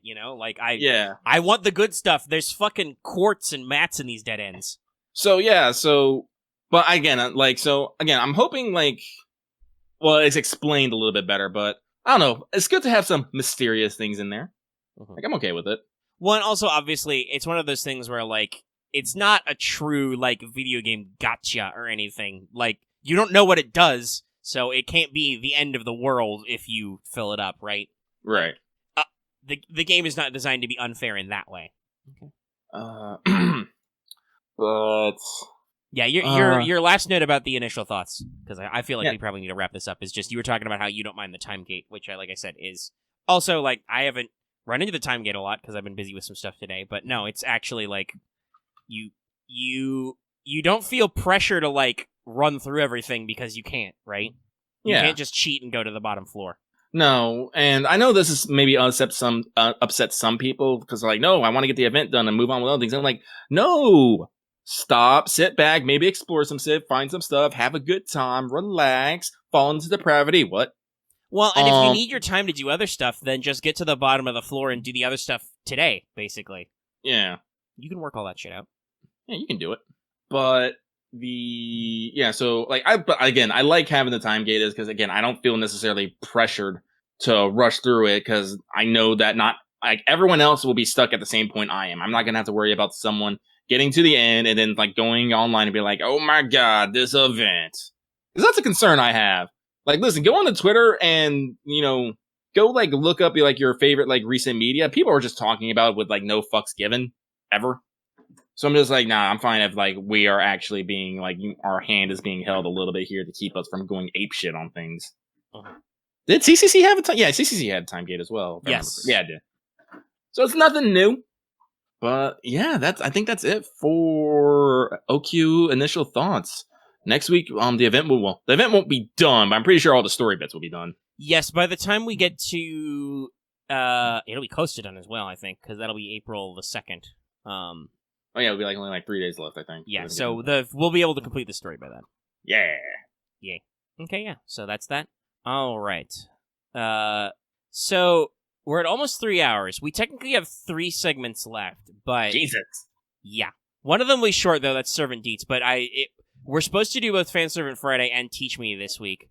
Lucky if you are, I'm okay pushing Fan Servant Friday because that's a lot more of a loosey-goosey segment. I'm fine pushing that, even though it's technically the next month. I know there's a Patreon poll, but it's the 2nd. Hey, it's your segment, my dude. You do you. All right. Well, if people don't stringently eject, we will talk about Callisto next week because I want to talk about Galatea right now. And also, I did a lot of work on Teach Me today, so I want to do that. And that will actually take us some time because it's very, very discussion-y and hypothetically. So, real quick then, let's move into New Servant Deets, Akihabara Electric City Edition. So, Galatea is going to be our new servant. She's a permanent berserker. It's been a little while since one of those. I can actually check how long. Because that is a thing people are not really making a stink. I think it's maybe one member of our Discord was making a stink about the fact that there haven't been new assassins in a while. Literally, there hasn't been a new SSR assassin since Kama. I expect they're probably working on that, but it's definitely a thing where, like, they're doing a lot of stuff for others. Lancers, for instance, there wasn't a lot of variety or berserkers until recently. But, where was it? So I can look up berserkers. Yeah, the last new one was Miyamoto Musashi, who was limited. Yeah, so actually, I think it's all, like, basically this year that, like, berserkers, like, exceed assassins. Because we got Arjuna Altar and Musashi later this year. The last permanent one was Zhengyu, though. So, Galatea, obviously, some people have made some jokes about her pants. Honestly, I'm okay with her design. Like, I think so somebody was, like, redrew they were like, oh, a Galatea redesign. Look at her be more, culturally appropriate. I'm like, if she's not fucking naked, she's not culturally appropriate. You do understand that Pygmalion carved a naked lady statue, right? Out of ivory. And fell in love with it. Yeah, no, like, okay, and the mecha thing is obviously Nasu's weird mecha obsession with the Greek gods. It's not that weird in terms of, like, fate design. And you're like, what are those weird things she's holding? Oh, in her second ascension anyway, and in her first, those are fucking space chisels. She's holding sculpting tools. Makes sense. Yeah. It's only when she gets to her third where she gets like some extra weird bits. But again, that fits the established Fate aesthetic. So, no, I think it's actually pretty good. And like we said, her illustrator, I'm looking at it right now so I can actually say, Shimada Fumikane, great fan of their work. Good character designs. I don't know anything about her voice actress, really, but we'll move on from that. That's not New Servant Deets. We're going to talk about her roles. So this shouldn't shock anybody based on what we saw from her NP earlier. She's got a low attack. I think she's like number 2. Just above MHXA, actually. She has the 3rd highest HP, below Nightingale and MHXA. So, interestingly enough, she has the usual gorilla deck. Arts, Quick, Buster, Buster, Buster. She's got slightly higher hit counts to try and compensate, but I think she's really going to need a support to want to go ham. Her NP gain isn't that crazy. It's like 0.6. Seriously, Delayworks, you couldn't give her a fucking Saber deck? What's wrong with you? Cowards. Give her 2 arts cards. Anyway, we did know her NP before we got here, so we can talk about that as well. It's a single target arts. This has the big hit counts, guys. 9 hits. Jesus. Yeah, 9 hit arts. It also just involves her firing up her rocket boosters and just attacking them over and over again with chisels. It's very mecha anime. Who knew? Pretty cool. But its effects are, 1, it gives her a 3-turn NP damage boost first. And then it reduces the enemy's charge as well on hit. Automatically, I believe, by the way. Not chance-based. So, what does this scream to you, audience at home? Hopefully you've been playing FGO long enough to figure out what this means. That's right! It's an NP spam art stall! Basically, is your opponent about to NP? No, they're not. You get to use this NP over and over again to stack. It's great. Oh, wait, that means you can stack up... If you can get 3 loops, you can get 3 stacks of the NP damage up, right? Yes, because it lasts 3 turns. So yeah, you can do some chain stuff there. Again, I don't know why though they couldn't make her do Arts Brave chains. Are they afraid? But no, so it's a pretty consistent direct damage option. Now her skill cat is actually where we get very interesting. I feel like she was deliberately made to also fit into Vlad's role, but not to steal Vlad's thunder, because obviously we're like nearly 6 years into FGO, so if you don't have a Vlad by then, your Vlad is probably, very well purposed. Yes, Mr. NP5 Vlad. Hello. So her skills. Her first skill is a bit of a doozy in terms of level. So, follow me on this. It gives her 20 to 30% arts and buster up for 3 turns. Pretty typical stuff. It gives her a 50 to 100% one-time 3 turns buff removal resistance. So one time her buffs will not be cleansed. And it also is a 20% battery. I would have preferred a 50%, but it's 20% battery. You don't need to level it either for that battery effect. So, pretty good. Like I said, it's a battery effect on an arts and buster up. Yeah. That's pretty strong. Solid. It means you can slap a K-scope on her and you will NP turn 1. Now, her second skill is the big tanks. You're wondering, how can they make a tank berserker? Here's how. First of all, stackable. 1 to 3k guts, 3 turns. So you can also apply other external guts effects. Also, it gives her 2 hits of, follow me with this number now, kids, 50 to 100% defense up for 3 turns. That's right. At max skill level, she will completely absorb 100% of the damage 2 times. Oof. Yeah. I believe this one is titled something like, Maiden of Sculpture. So it's referring to the fact that she's a fucking statue. Literally. Yeah, no, sounds about right. And then her final skill gives her a very neat timed buff. So at the end of each turn, she causes everybody on the squad to heal 1 to 2k HP. Pretty decent. Oh, neat. Uh-huh. And also, automatic debuff cleanse at the end of the turn for 3 turns. It sounds like it has some Nightingale synergy. Mm-hmm. Yeah, so basically, the kit design is she's a tank berserker. She will resist damage, she will guts, she will heal, and she will debuff cleanse for your team as well. So she plays well with others. Her passives are MEEX, so those 3 buster cards hit very strong. And she has magic resistance B, so she's very debuff resistant. Like I said, this is a very straightforward attempt to build a tanky berserker for art stall. She's resilient. That said, I've looked at her numbers. If you want to spam her NP, you probably need to bring the help of a Tamamo or Castoria. Her NP gain on that single arts card isn't that crazy good. And remember, you can't Brave Chain. So you're going to need to do some work there to get everything out of the way. That said, I would actually, funnily enough, I would recommend Tamamo overall for her because Tamamo's got those big heals, and also she's got the cooldown effect, which I would say is very important because Galatea does have slightly longer cooldowns. She's got 2 6s and a 7, so anything to speed that up will be pretty good. So yeah, no, Galatea seems really interesting. She's a permanent, so that's cool. Mm-hmm. They're remembering to expand all their slots. She is also, I believe she was on the Image comp, continuing to power through the fact that that Image is clearly literally every SSR servant who will come out in the first half of 2021. Again, letting you know that Lost Belt 6 soon. I guess the only question is the collab servant on that banner? The world may never know. But which, I mean, the world will find out soon. Oh, now I get it. Those pants are her fucking jet boosters now. Okay. Yeah. It took me a second. Oh, so the artist literally did go strike witches with her. Keck. Yeah, I mean, if you're gonna get the Strike Witches guy. Might as well, yeah. Again, I make the joke. He has both done land, sea, and air. Mm-hmm. Yeah, so, Galatea. Like I said, I'm glad she's permanent, because that would be a classical Greek character who is a mecha girl. Which, by the way, I want to throw out, not that it was a hard one, but I have my own, I haven't shown it off yet, and I'll probably do it for comparison's sake, but I also have my own fan servant idea for Pygmalion, because, he could also just as likely be a heroic spirit. I was also like, Galatea is a fucking robot girl now. Why wouldn't she be? This is fucking fate, of course. Like I said, that's one of those things where I'm not gonna be like, I called it, because every dumb motherfucker should have called it. Why? She's literally a statue that moves. Why would she not be a robot girl? But yeah, no, it's a cool addition, and I'll be interested to see where they go with more permanent units and not permanent units.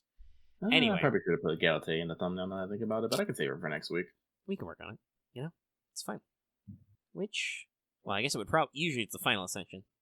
Is she a Kuderi though? I hope she is. I don't know. I should check if her dialogue's been translated. It's been a couple of days. I haven't looked it up yet because I have been locked in the Teach Me dungeon. I crawled in that hole myself. So, let's round out this episode with the jokey subtitle I've assigned to it, The Real Fate Apocrypha. So, as voted on by some of you Scrub Lords, our lovely $5 up patrons, every month 2 polls, support us now, shill. This one has been like, what are the canceled routes? What happened to the canceled routes? What's Fate cut content? I don't have a really good name for it. The Real Fate Apocrypha was a suggestion from a fan that I think is appropriate as well. Because of, one, this will actually be about Apocrypha, but also it's Apocrypha. It's what that word actually means. But it's time to engage in a very scary door. What if Teach Me today? What if? We're talking about some canceled cut material from Fate. So to preserve my sanity, I've limited this to 3 main areas. Fate Stay Night, Fate Extra and CCC, and the original Fate Apocrypha concept. Because, weirdly enough, all 3 of these things and their cut content loop directly into FGO. It's funny how that works. So, yeah, we're going to have some fun. That said, if you guys do have some other ideas, I put this at the back, but I'll mention it at the front as well. If you have any other cool cut content ideas we haven't touched on, you can mention it in the comments down below. So, we're going to begin with Fate Stay Night. It is the title work in our franchise, so naturally it's got a lot of material to work on it. This is something we've seen, obviously, talking about Tsukihime earlier, right? Nasu's very keen on ideas. He has big ideas, big scripts. He does not have infinite time and resources. A quote used in a Taiga dojo, by the way. So many material has had to be pared back or reworked. We'll start with the obvious bullet point here. We can describe Fate Prototype itself as kind of a cut path for Fate Stay Night. Prototype, if you don't know, was Nasu's original draft before it was even a visual novel when he was writing it in college. It featured a male Arthur and a female main character. However, when Type Moon was developing Fate Stay Night as a game after their breakout hit with Tsukihime, Nasu wasn't sure a female main character would sell, so the game was restructured to feature a male main character. Arthur was reimagined as Saber, as we know her, and it went from there. Ta-da. I believe it was Takeuchi's idea, specifically. That's what I heard. Yeah. Because he basically said, hey, nerd, fucking, sex sells. Yeah.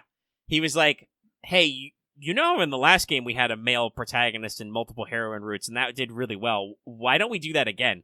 And Nasu himself has admitted he wasn't sure it would work, so they went with that design. So, there you go. Fate Prototype and its prequel, Fragments of Blue and Silver, are basically cut content to Fate itself. They are the original draft that Nasu didn't use. Yay. So, I debated with myself where to order some of these points, but I decided to put this one second because, while it's not, I think, as complex as some of the other stuff, this is a big deal for FGO. Mm-hmm. So, this is the fact that in Fate Stay Night, that was the origin of the character of Shielder. That's right. The character that would become MASH, I don't want to say MASH directly, but the character who would become MASH is from Fate Stay Night. Originally, Shielder was envisioned as a stray servant, kind of similar to how Gil is treated. She would have been a potential heroine. She would have replaced Soseki Kojiro as the guardian of Yuno Temple and would have been a character who survived the Fourth War even though her master was killed. Again, like, supposed to be like Gil. And would have been straight up a gender-flipped Galahad, so Saber could have had more king angst. Basically, imagine Saber versus Soseki Kojiro at the temple, but it's Galahad instead. But also Galahad is a girl. So, an interesting concept. It was scrapped, though. They were... Nasu at some point decided to put less heroines in the game, so they pared her down. After this idea was scrapped for the visual novel, though, this character design was almost reused for the Studio Dean adaptation. That originally started as an OVA or as an original animation movie. It was not originally a series that was a straight-up adaptation of the Fate route, interestingly enough. So, as the character Tachie, or possibly just Tachi, but I assume Ie, because she's supposed to be Japanese in this, Shielder would still have replaced Assassin, but with a real master. Basically, instead of fake Assassin being summoned by a caster, they would have actually summoned Shielder as the seventh servant. In this case, Tachie is still Galahad, but summoned into the body of a girl killed in the Fuyuki fire because her master was a necromancer. This means that she would have had complex feelings with Shiro because Tachie felt that he abandoned her during the disaster, etc., etc. And also in the narrative, she would have jobbed to Gil, of course. But obviously, you guys can see a lot of the concepts that would later go into MASH as we know her. Not only does Tachie have a very similar artistic design to MASH, if you haven't seen it, she's literally, Stray Servant is literally MASH in, like, face. It's Takeuchi's art, it's the hair over the eye, etc., the armor, the shield. Obviously, the concept that she would be plugged into Galahad was there from the very start. Though, if you didn't know this ahead of time, that's not surprising. Some of this information was only fully published recently. I think it was like when they opened the Type Moon Museum that Fate Unpublished Works, as it was called, was released, which detailed this story about Tachie and her master. So, a very interesting bit there. But so the connection to Galahad, like surviving Fuyuki fire, for instance, that's kind of how the Fuyuki prologue opens, you know. Mm-hmm. You see a lot of interesting reused concepts. This also brings us to another point, which is there's a lot of unused content in Fate, and some of it hasn't come back at all. But also, Nasu doesn't ever forget fucking anything. So, speaking of which, let's talk about Fate Stay Night overall and its original routes. Fate Stay Night was not originally 3 routes. And in fact, at some point there have been a lot of concepts for routes, which we'll double back to. But the closest it came to a different structure, right? And I believe Nasu said in interviews, he banged out Saber and Rin's routes back to back. He did Fate into Unlimited Bladeworks right away. As it's phrased, Fate is the question, Bladeworks is the answer, Heaven's Feel is practical applications, right? Yeah. So, he started working on Heaven's Feel, and originally Heaven's Feel was supposed to be 2 more routes. Basically, it would not just be 1 Heaven's Feel route, it would be 2 more. I believe this is relevant based on how the Tsukihime remake is shaking out, right? Mm-hmm. They're releasing 2 routes up front and basically later. As he described it, this is what Nasu would have had to do with the original Fate Stay Night. They would have needed more time and to release it in separate parts. Basically, Saber and Rin's routes would have been one side, and then Sakura and Ilya's route would have been the other half. This second half would have ended up as a second release called Fate Other Night. So, at one point, there were going to be 4 routes, 4 heroines, and then Nasu was like, that's way too much work. We don't have enough time. We'd have to release it as 2 games. That'd be too expensive. And so what ultimately happened is that instead of doing 2 separate releases, they rolled most of the plot elements of Ilya's route into what would become Heaven's Feel. So there's not a lot of detail I've been able to find in interviews and encyclopedias about what Ilya's route would have actually contained. Just that plot-wise, it would have been very similar to Heaven's Feel up to a certain point. And that point would be where basically Shiro would decide not to become the hero of justice and not to become Sakura's hero, but to become Ilya's hero. Whatever that means, I'm not sure exactly, but you can see that. And unfortunately, Ilya's route has basically become a gag like the Satsuki route from Tsukihime, where Nasu has joked that Ilya's route will never happen, basically. I would say the logical reason for this discussion is because so much of the plot was rolled into Heaven's Feel. You've basically got most of Ilya's route, except for, like, the endgame in there anyway. Yeah. That said, there are quite a lot of cut concepts for routes at one point or another. The Fate Stay Night plotline is very complicated. Natsu's talked about this in multiple interview questions I looked up. It's very convoluted. It's even convoluted in the final product because there's so many branches and dead ends. But originally, it was planned that you could take Shinji's offer to team up in Saber's route, something which is still referenced in the script and game files. This is joked about in some Taiga dojos. This would have basically been the quote-unquote Shinji route and let people see more of his positive qualities. Basically, there would have been a point Shinji's like, yo, bro, you want to team up? And you could have been like, yeah, bro, let's team up.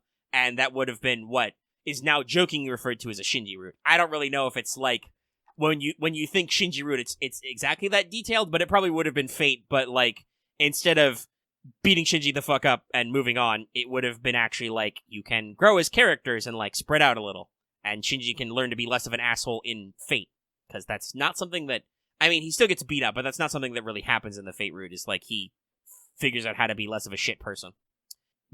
Also, another route that was scrapped, a full-blown caster route. I am incensed. This would have involved her bringing Ryder over to her side, similar to Archer in Unlimited Blade Works, and it's also noted at some points that she would have de-aged herself to act as Shiro's partner, a concept reused as Media Lily. I am fucking incensed. Yeah. I'm also a little incensed, because this is, if you read some of the like encyclopedia and interview notes about Caster, it's like, yes, she's a villainess, but also a lot of people talk about, like, there's a lot of notes from Nasu and the other writers and the staff about, like, they like her, she's a simple girl in love, she's super cute.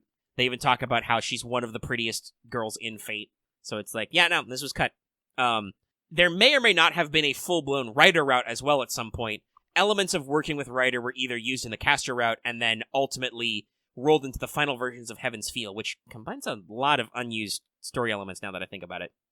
Not that I want to say Heaven's Feel is like the garbage bin route or anything, but it definitely feels like Nasu created after tying together a lot of disparate threads that weren't as solid. As opposed Maybe that's why Heaven's Feel is so chunky.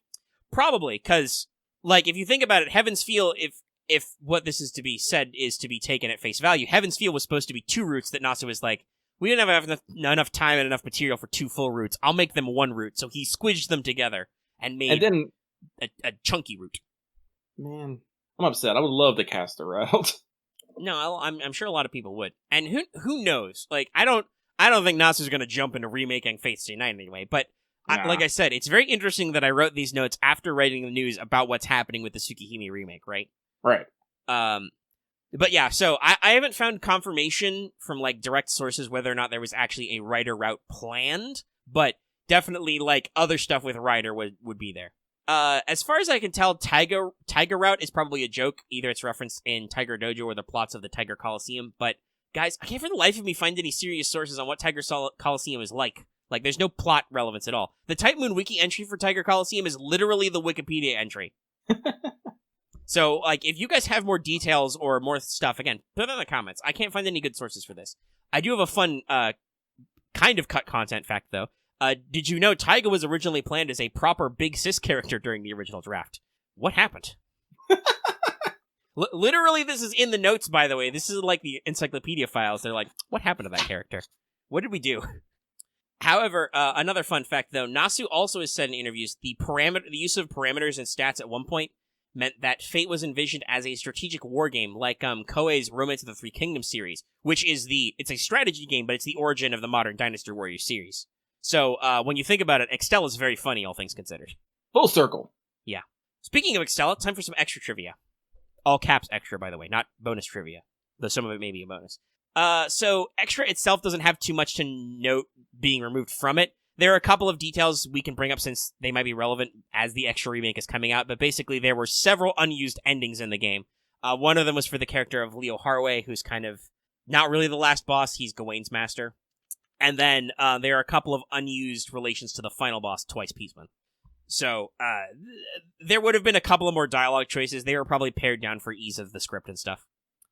It's hard to say if Last Encore really uses any cut material from Extra, other than that Saver was planned to have an additional Noble Phantasm that wasn't seen in the game because of tech limitations that was actually used in Extra. But it could also just be Nasu doing a Nasu with rewriting and expanding. Mm-hmm. Now, on the other hand, CCC has the makings of a true Fate work, with loads of plot, character, and gameplay concepts too hard to implement in the short time frame and money given for the sequel. Most of these elements have been reused directly in the Foxtail manga adaptation or FGO. The first and most obvious one is the remaining 3 members of the Sakura 5, King Protea, Violet, and Kazura Drop. All 3 of them were originally planned and sketched out to appear in CCC, but were cut for various ways.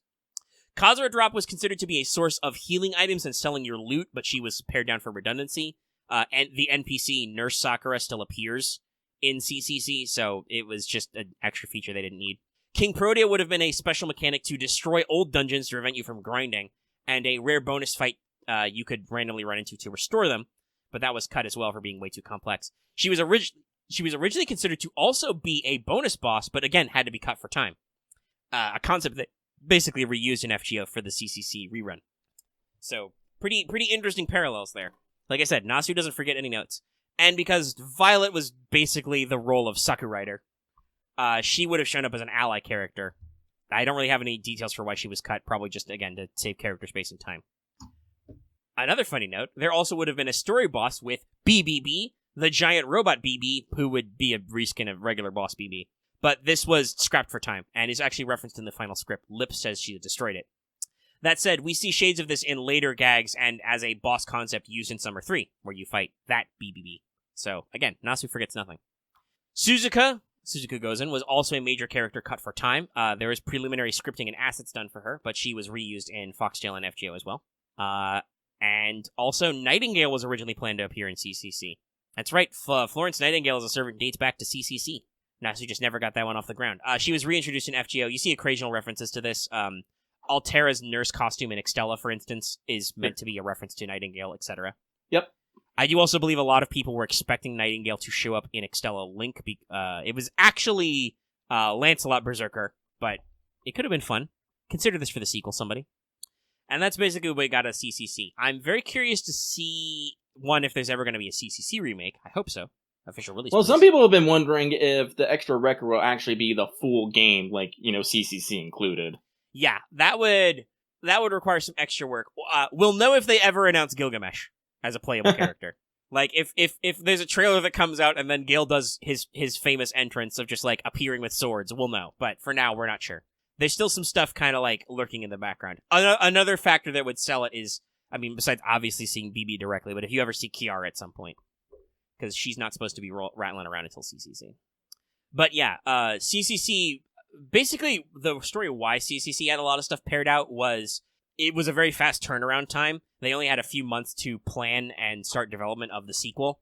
They basically started implementing it right as Extra came out, and we're like, oh, we can do a sequel. And then they snowballed, but then they had problems with development, and that studio that originally released CCC eventually closed, so you can see kind of the problems with this. This was before FGO came out and before Fate had unlimited budget works. So let's round this out by talking about Apocrypha. Not the light novel series, but the original project title Apocrypha. It had a title screen and everything. This would have been an MMORPG. Dun dun dun.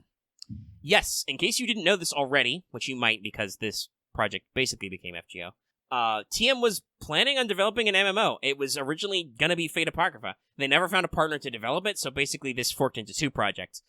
Elements of the meta plot and a lot of the characters were reused in the actual APOC light novel series, which became a manga and an anime. And then the concept for the gameplay and a lot of, I think, the greater plot themes were rolled into FGO, the mobile game. So original concept would be that players would be masters, and they would have servants who would compete against each other. Nasu being himself, it was supposed to be heavily story-based despite being an online game, and he wanted it to have a complete narrative, even though it was an online service game. Some of the story would have been influenced by player decisions. It would ultimately end with Jean, who is still present in this version, as the final boss and activating her noble phantasm, and then the end. This may also explain some of Nasu's comments about the future of FGO as well. He wants FGO to have a complete story. Now, whether or not the service goes away after that, we'll see, but, Nasu also being Nasu, there's been comments that players would have been able to have been real assholes in typical MMO jerk player, and also being Mage's fashion. And that this may not have had good results for the overall story. Nasu likes to slide these snide comments in. There definitely would have been some interesting opportunities for players. Yeah. But this aspect was dropped from FGO to focus on a more contiguous narrative. Like, yes, players have decisions, but the story's a very strong through line. I assume, actually, probably this is because Nasu would have sketched out the plot for the APOC MMO and realized how much of a pain in the ass it is to arrive at a single conclusion if you let your players fuck around and change the plot. It's almost like game mastering in that way. So, there were at least 14 playable servants developed for the original APOC concept.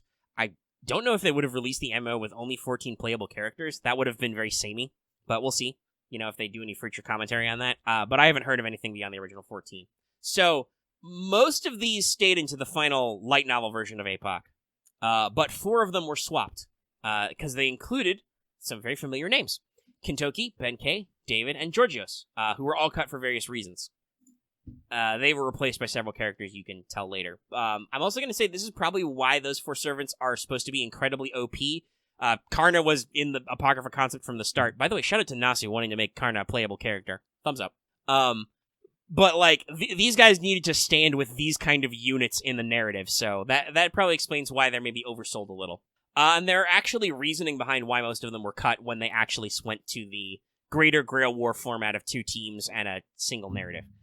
So Kentoki was cut as a redundant Berserker, and also because he was too cool to go along with the Red Faction's plan.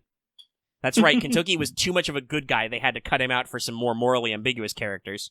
Benkei was removed due to being a redundant Lancer, and because he was another Japanese character, they wanted to limit that, with Amakusa showing up as well. Apparently, Higashide thought it wouldn't have worked out as well with the way the comp was. Also, again, redundant Lancer. Georgios was cut because he was a 3rd Saint character and one less integral to the plot. Because remember, you got Jean and Amakusa already in the story. And also because his dragon-making NP would have diminished some of the themes. It would be less cool that Sieg has this big moment to turn into a dragon if George can just make anybody a dragon, you know? That makes sense.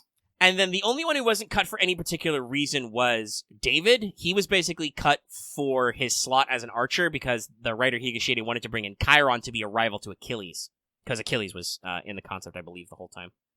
Or he was brought in after George was cut. I'm not sure. I'd have to double check the list. Because there is actually this is where we get a lot of references to what, like, Benkei's original Noble Phantasms would have been like. Some of David's NPs that are extra as well. Because they were fully fleshed out as character profiles for this game concept. But David was supposed to have a particular relationship or rivalry with Jean, but this got displaced onto Atalanta. Well, yeah, the arc as well. Like I said, you could also argue that a lot of these characters were written out because, again, their abilities are super OP and weird and make it hard to write stories about them. It's why they're so heavily nerfed in FGO. Like, David has as a Noble Phantasm the Ark of the Covenant. If you touch it, you die. It melts your face.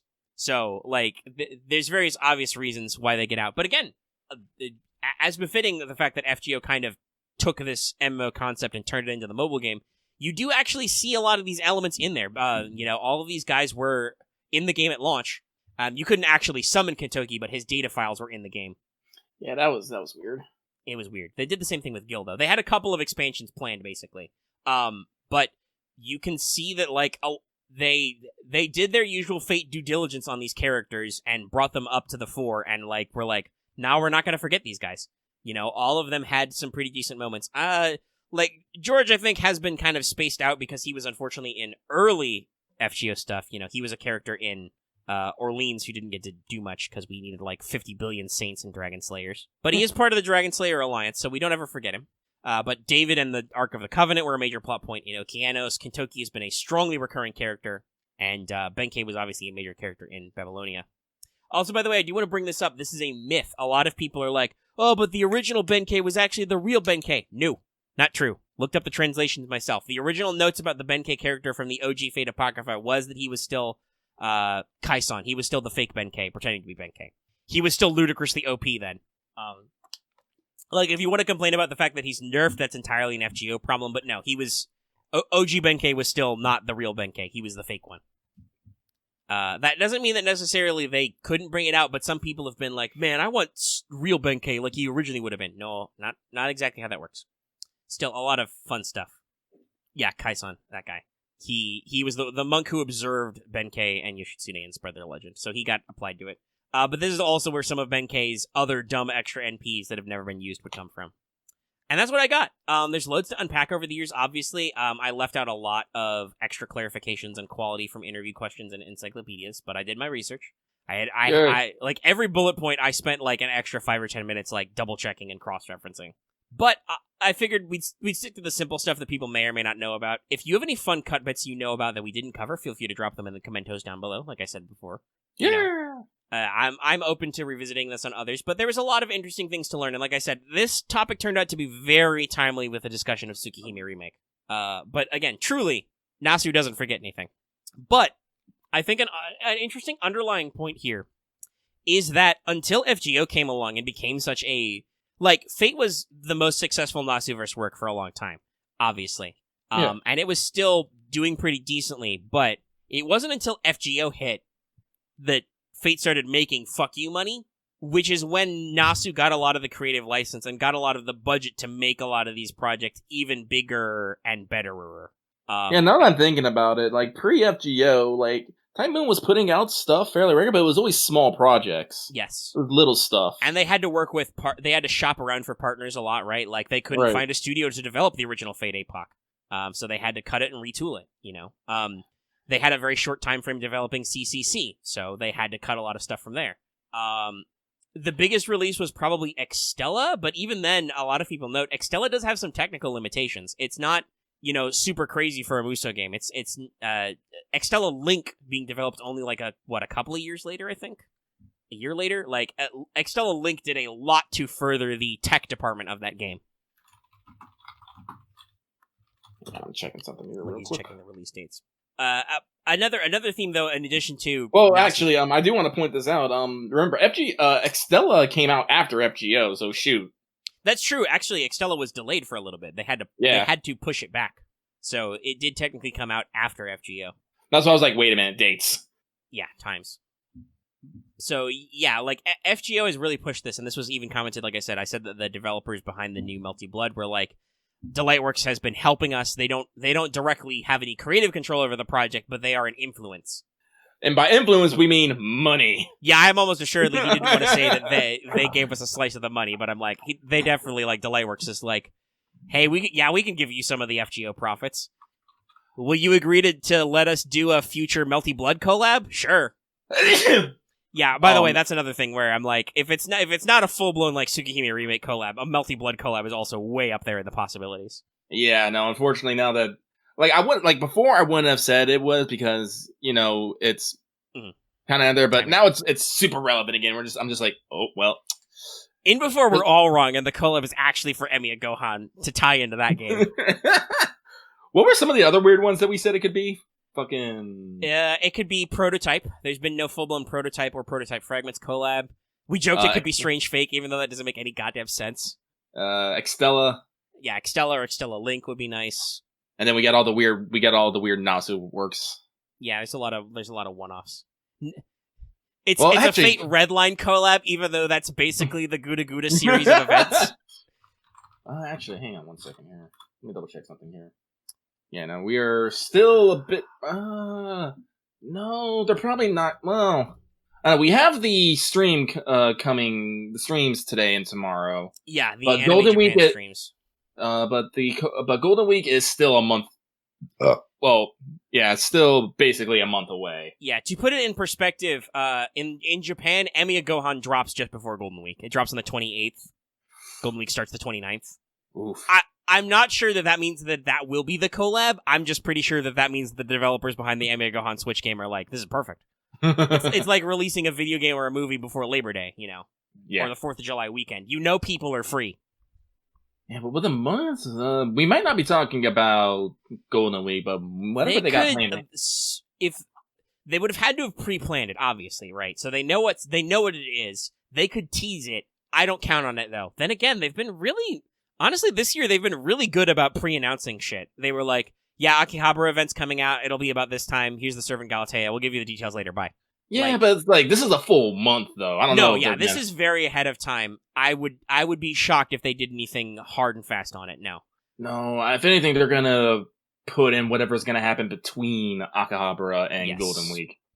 Because there will be time for at least one thing. Will it be a rerun? Will it be more pack filler? Probably not, because they just did that class-based banner. It'd be a little. I don't know.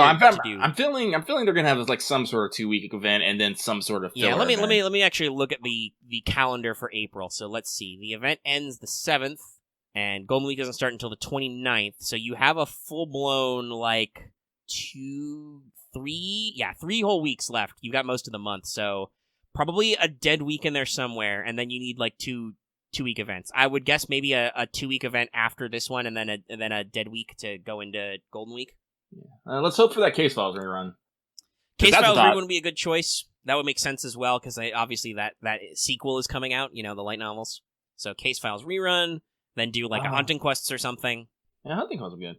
If they do a Case Files, I am super curious, because usually with collab reruns, they always bring out a new servant. Usually. Yeah, they've started doing that since Fate Zero. They've started tacking on some extras. That would be interesting to see. Is it time for Faker? Actually, no, I think it's every time because Kara no Kyokai had Fujino, then Case Zero had Saber Deerma, wasn't it? Saber Deerma came out finally after being leaked for years. Yeah. Prisma had Miyu. Apocrypha didn't have one, actually, now I think about it. Yeah, the Apoc collab did not have one. They did not. Yeah. A lot of people were wondering, but no, they left Saber Astolfo for Christmas that year. Oh. Can I find a list in a wiki-type format for every collab there's been? CCC, we got KP. Mm-hmm. That's like, what, 5 collabs there? Is that all of them? It's a lot. It's something they've done. Like I said, we're nowhere near close to having a Requiem collab. So, no, that was last year's Golden Week. I don't think they'll rerun it right away. They will definitely not rerun it before Case Files. That's not how they do that with the collabs. Yeah, but I think that's all our collabs. It's That said, Requiem could easily do that because they have a shitload of servants for some reason. It's almost like that's part of the thing. Actually, I think they actually showed off their next volume in the Koha Ace. I think. I could have been wrong. I mean, it would make sense that they got to be at least working on the third. I still got this up. Let me see here. Extra to show off the Studio BB office. Extra record. Oh, they're showing off Emiya in here. That's neat. Then we talk about he hasn't Paco. gotten a detail featured yet. Yeah, but then we got Paco talking about that, the movie, arts. Well, yeah, no, Axe, it is a real pain. I don't want to say they like steal our chances, but there's definitely a mismatch in terms of localization that hurts me. I'm just gonna post this image because I love this image. Yeah, it's a great one. I'll probably talk about it more on What's Up because I'll actually have them. But hey, you know what I did? I ordered I didn't know that there were leveraged tie-in novels, but there are. I ordered all 3 of them. They're arriving on Saturday. So yeah, I would totally buy all the light novels on a whim if they were translated into my language. Fate, guys, whoever's in charge of this. Also, let me just... Oh no, this is what they're gonna do. They're gonna give us a fucking Adventures of Elmole collab. Just bamboozle everybody. I mean, I was gonna talk about that earlier, but we moved past it. That's not crazy because... Keep in mind, they did a Requiem collab after, 2 volumes, which spoils some stuff in the first volume. And they did the Case Files collab before the Case Files anime came out. Where you could earn Gray the welfare and learn that her noble phantasm was Rongo. Even though that doesn't happen for, 3 or 4 episodes into the anime. So, we've talked about this before. Fate is not gentle about spoilers. If you're playing FGO and they need to give you a fact, they'll give it to you. I'm just going... Yeah, no, okay, it doesn't look like they're talking about Volume 3. They're talking about Volume 2. Ah, okay, that makes sense. That just released. This is the Adventures of Elmole, Axe. That is definitely Rin, yeah. And then there's that guy who's got a name that I don't remember. These are just some of the people that Case Files local resident is going to run into. And I do think that's good that they're actually doing a narrative about that with Rin and Elmole, because that's the thing that, FGO constantly brings up, right? That's that's even referenced in the Fate Zero event, that it's established that Rin will go on to study under Elmole and actually learn a lot from him, but they don't ever do anything with that. Yeah, and they go on and explain about, dismantling the Holy Grail War. Is Ta actually doing a full-on FGO Today's Menu? I think that's what this might mean. I'm not sure. Any translations? Sorry, I'm scrolling through the Koheis, really, guys, you should just read through it. This thing is a treasure trove. And I believe it's been I think a couple of years since they published one. Yeah, I don't know if this is just art or is a fucking an announcement of some sort. Yeah, that's definitely FGO X Emiya Gohan, but I don't know the context. Yeah, it's got it mentions a URL. I think it might be another just because they've done some collab chapters, right? Yeah. So, I'm pretty sure that's if this was actually announcing the actual collab event in FGO, then people would have flipped their shit before now. No. I'm thinking maybe a book or a volume. Yeah. But okay. Then we go into the Switch game, then into Prisma, then the Aoyuki interview. Mm-hmm. By the way, I believe in Japan currently today it's Aoyuki's birthday. Yes. I love how they just made this whole thing about Karna and Arjuna being in a fucking band. And all this Paco art. Paco is a madman. Look at this! And fucking Edison in the background. It's so good. Pocket You know you Racer want... Basement. You guys know you want fucking bandmates fucking Karna and Arjuna costumes. Don't lie to me. Don't you lie to me. And then a fuck ton of comics. Which I believe is pretty typical of Typhoon Ace. They like to publish a lot of manga and stuff in there. But yeah, okay. So that's, I think, some of our future predictions. Mhm. I do briefly want to mention, the Kama Wanted did come out. I talked about it earlier. It did pretty good. Not like our legendary heights of Wanted. It's only broken 1K, but it did break 1K. It's been a little while since a Wanted did that. And generally has been positively received. So I thank you for your appreciation. Watch it a lot. And if you want to roll a Kama, watch it as well. Rub your lucky Wanted foot. Don't actually rub Lucky's feet. I don't know if he's into that. No, don't. I do need this Holy Grail front translated, though. Actually, that's for a gun. I could probably translate it myself. Nah, I'm not going to do that. So, yeah. All right. So, let's see. Final time. Yeah, we're over like 3.5 hours. I don't want to overstay our welcome. And also, it's almost midnight. It's time for rollover. Mm-hmm. I just love this face so much. You guys don't understand. And the foe, too. Yeah. We're going for the final win. All right, but I'm going to take us out, please. Yeah, I was just going to say, next week we'll come back. I'll do Fan Servant Friday for Callisto. I do want to throw out there, this means that next month's Teach Me Omega Sensei will be What Are the True Magics, unless I get another good suggestion for what to do. So keep that in mind. And I guess next week we'll be sure to talk to you about anything that... Excuse me, sorry, very burpy. Anything that happens on those Anime Japan streams. One of them probably won't have any news for FGO, because it's literally not about FGO, but the other one might. They got two. We'll let you know, and obviously we'll be able to talk about full OQ spoilerino times. Just a heads up, that'll be next week. It will probably be like final thoughts and stuff, because it's only like 2 weeks.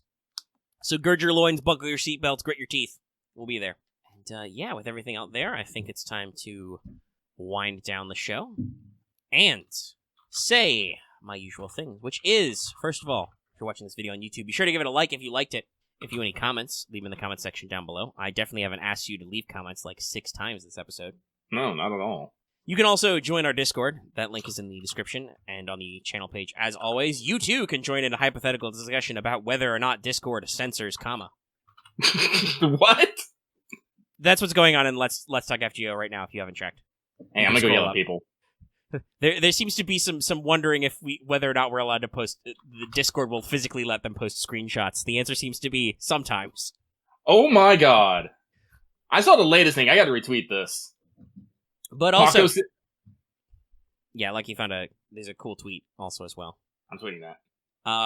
But join our Discord. If you're new here and haven't already, please subscribe to our channel so you can always get our latest videos, like the show, like our sister podcast, What's Up, like Wanted, like other stuff. And even if you're already subscribed, considering that bell for notifications, so you always know when we post a new video. Make sure that bell is on and set to all people. And, of course, like we said at the front of the show, you can consider supporting us on Patreon. You get access to episodes early in audio format for as little as $1 a month or $10 a year. Some people have asked about this. Immediately after we turn off the mics, I edit the audio and try to upload that as soon as possible for patrons. Rendering the video takes a little bit longer depending on how long we record, but it's usually within a few hours after that. And then it goes up the next day for everybody on YouTube. But it's a really good way to support us. It's pretty cheap, and you get access to extra goodies, such as voting in polls and other things. And that, I think, is everything for this week's Let's Talk FGO. We are ready to move on and move up, or down, as it were. Ho, ho, ho, ho, ho. Anyway, Ho, ho. Let's go clear some floors, Lucky. Depravity bomb.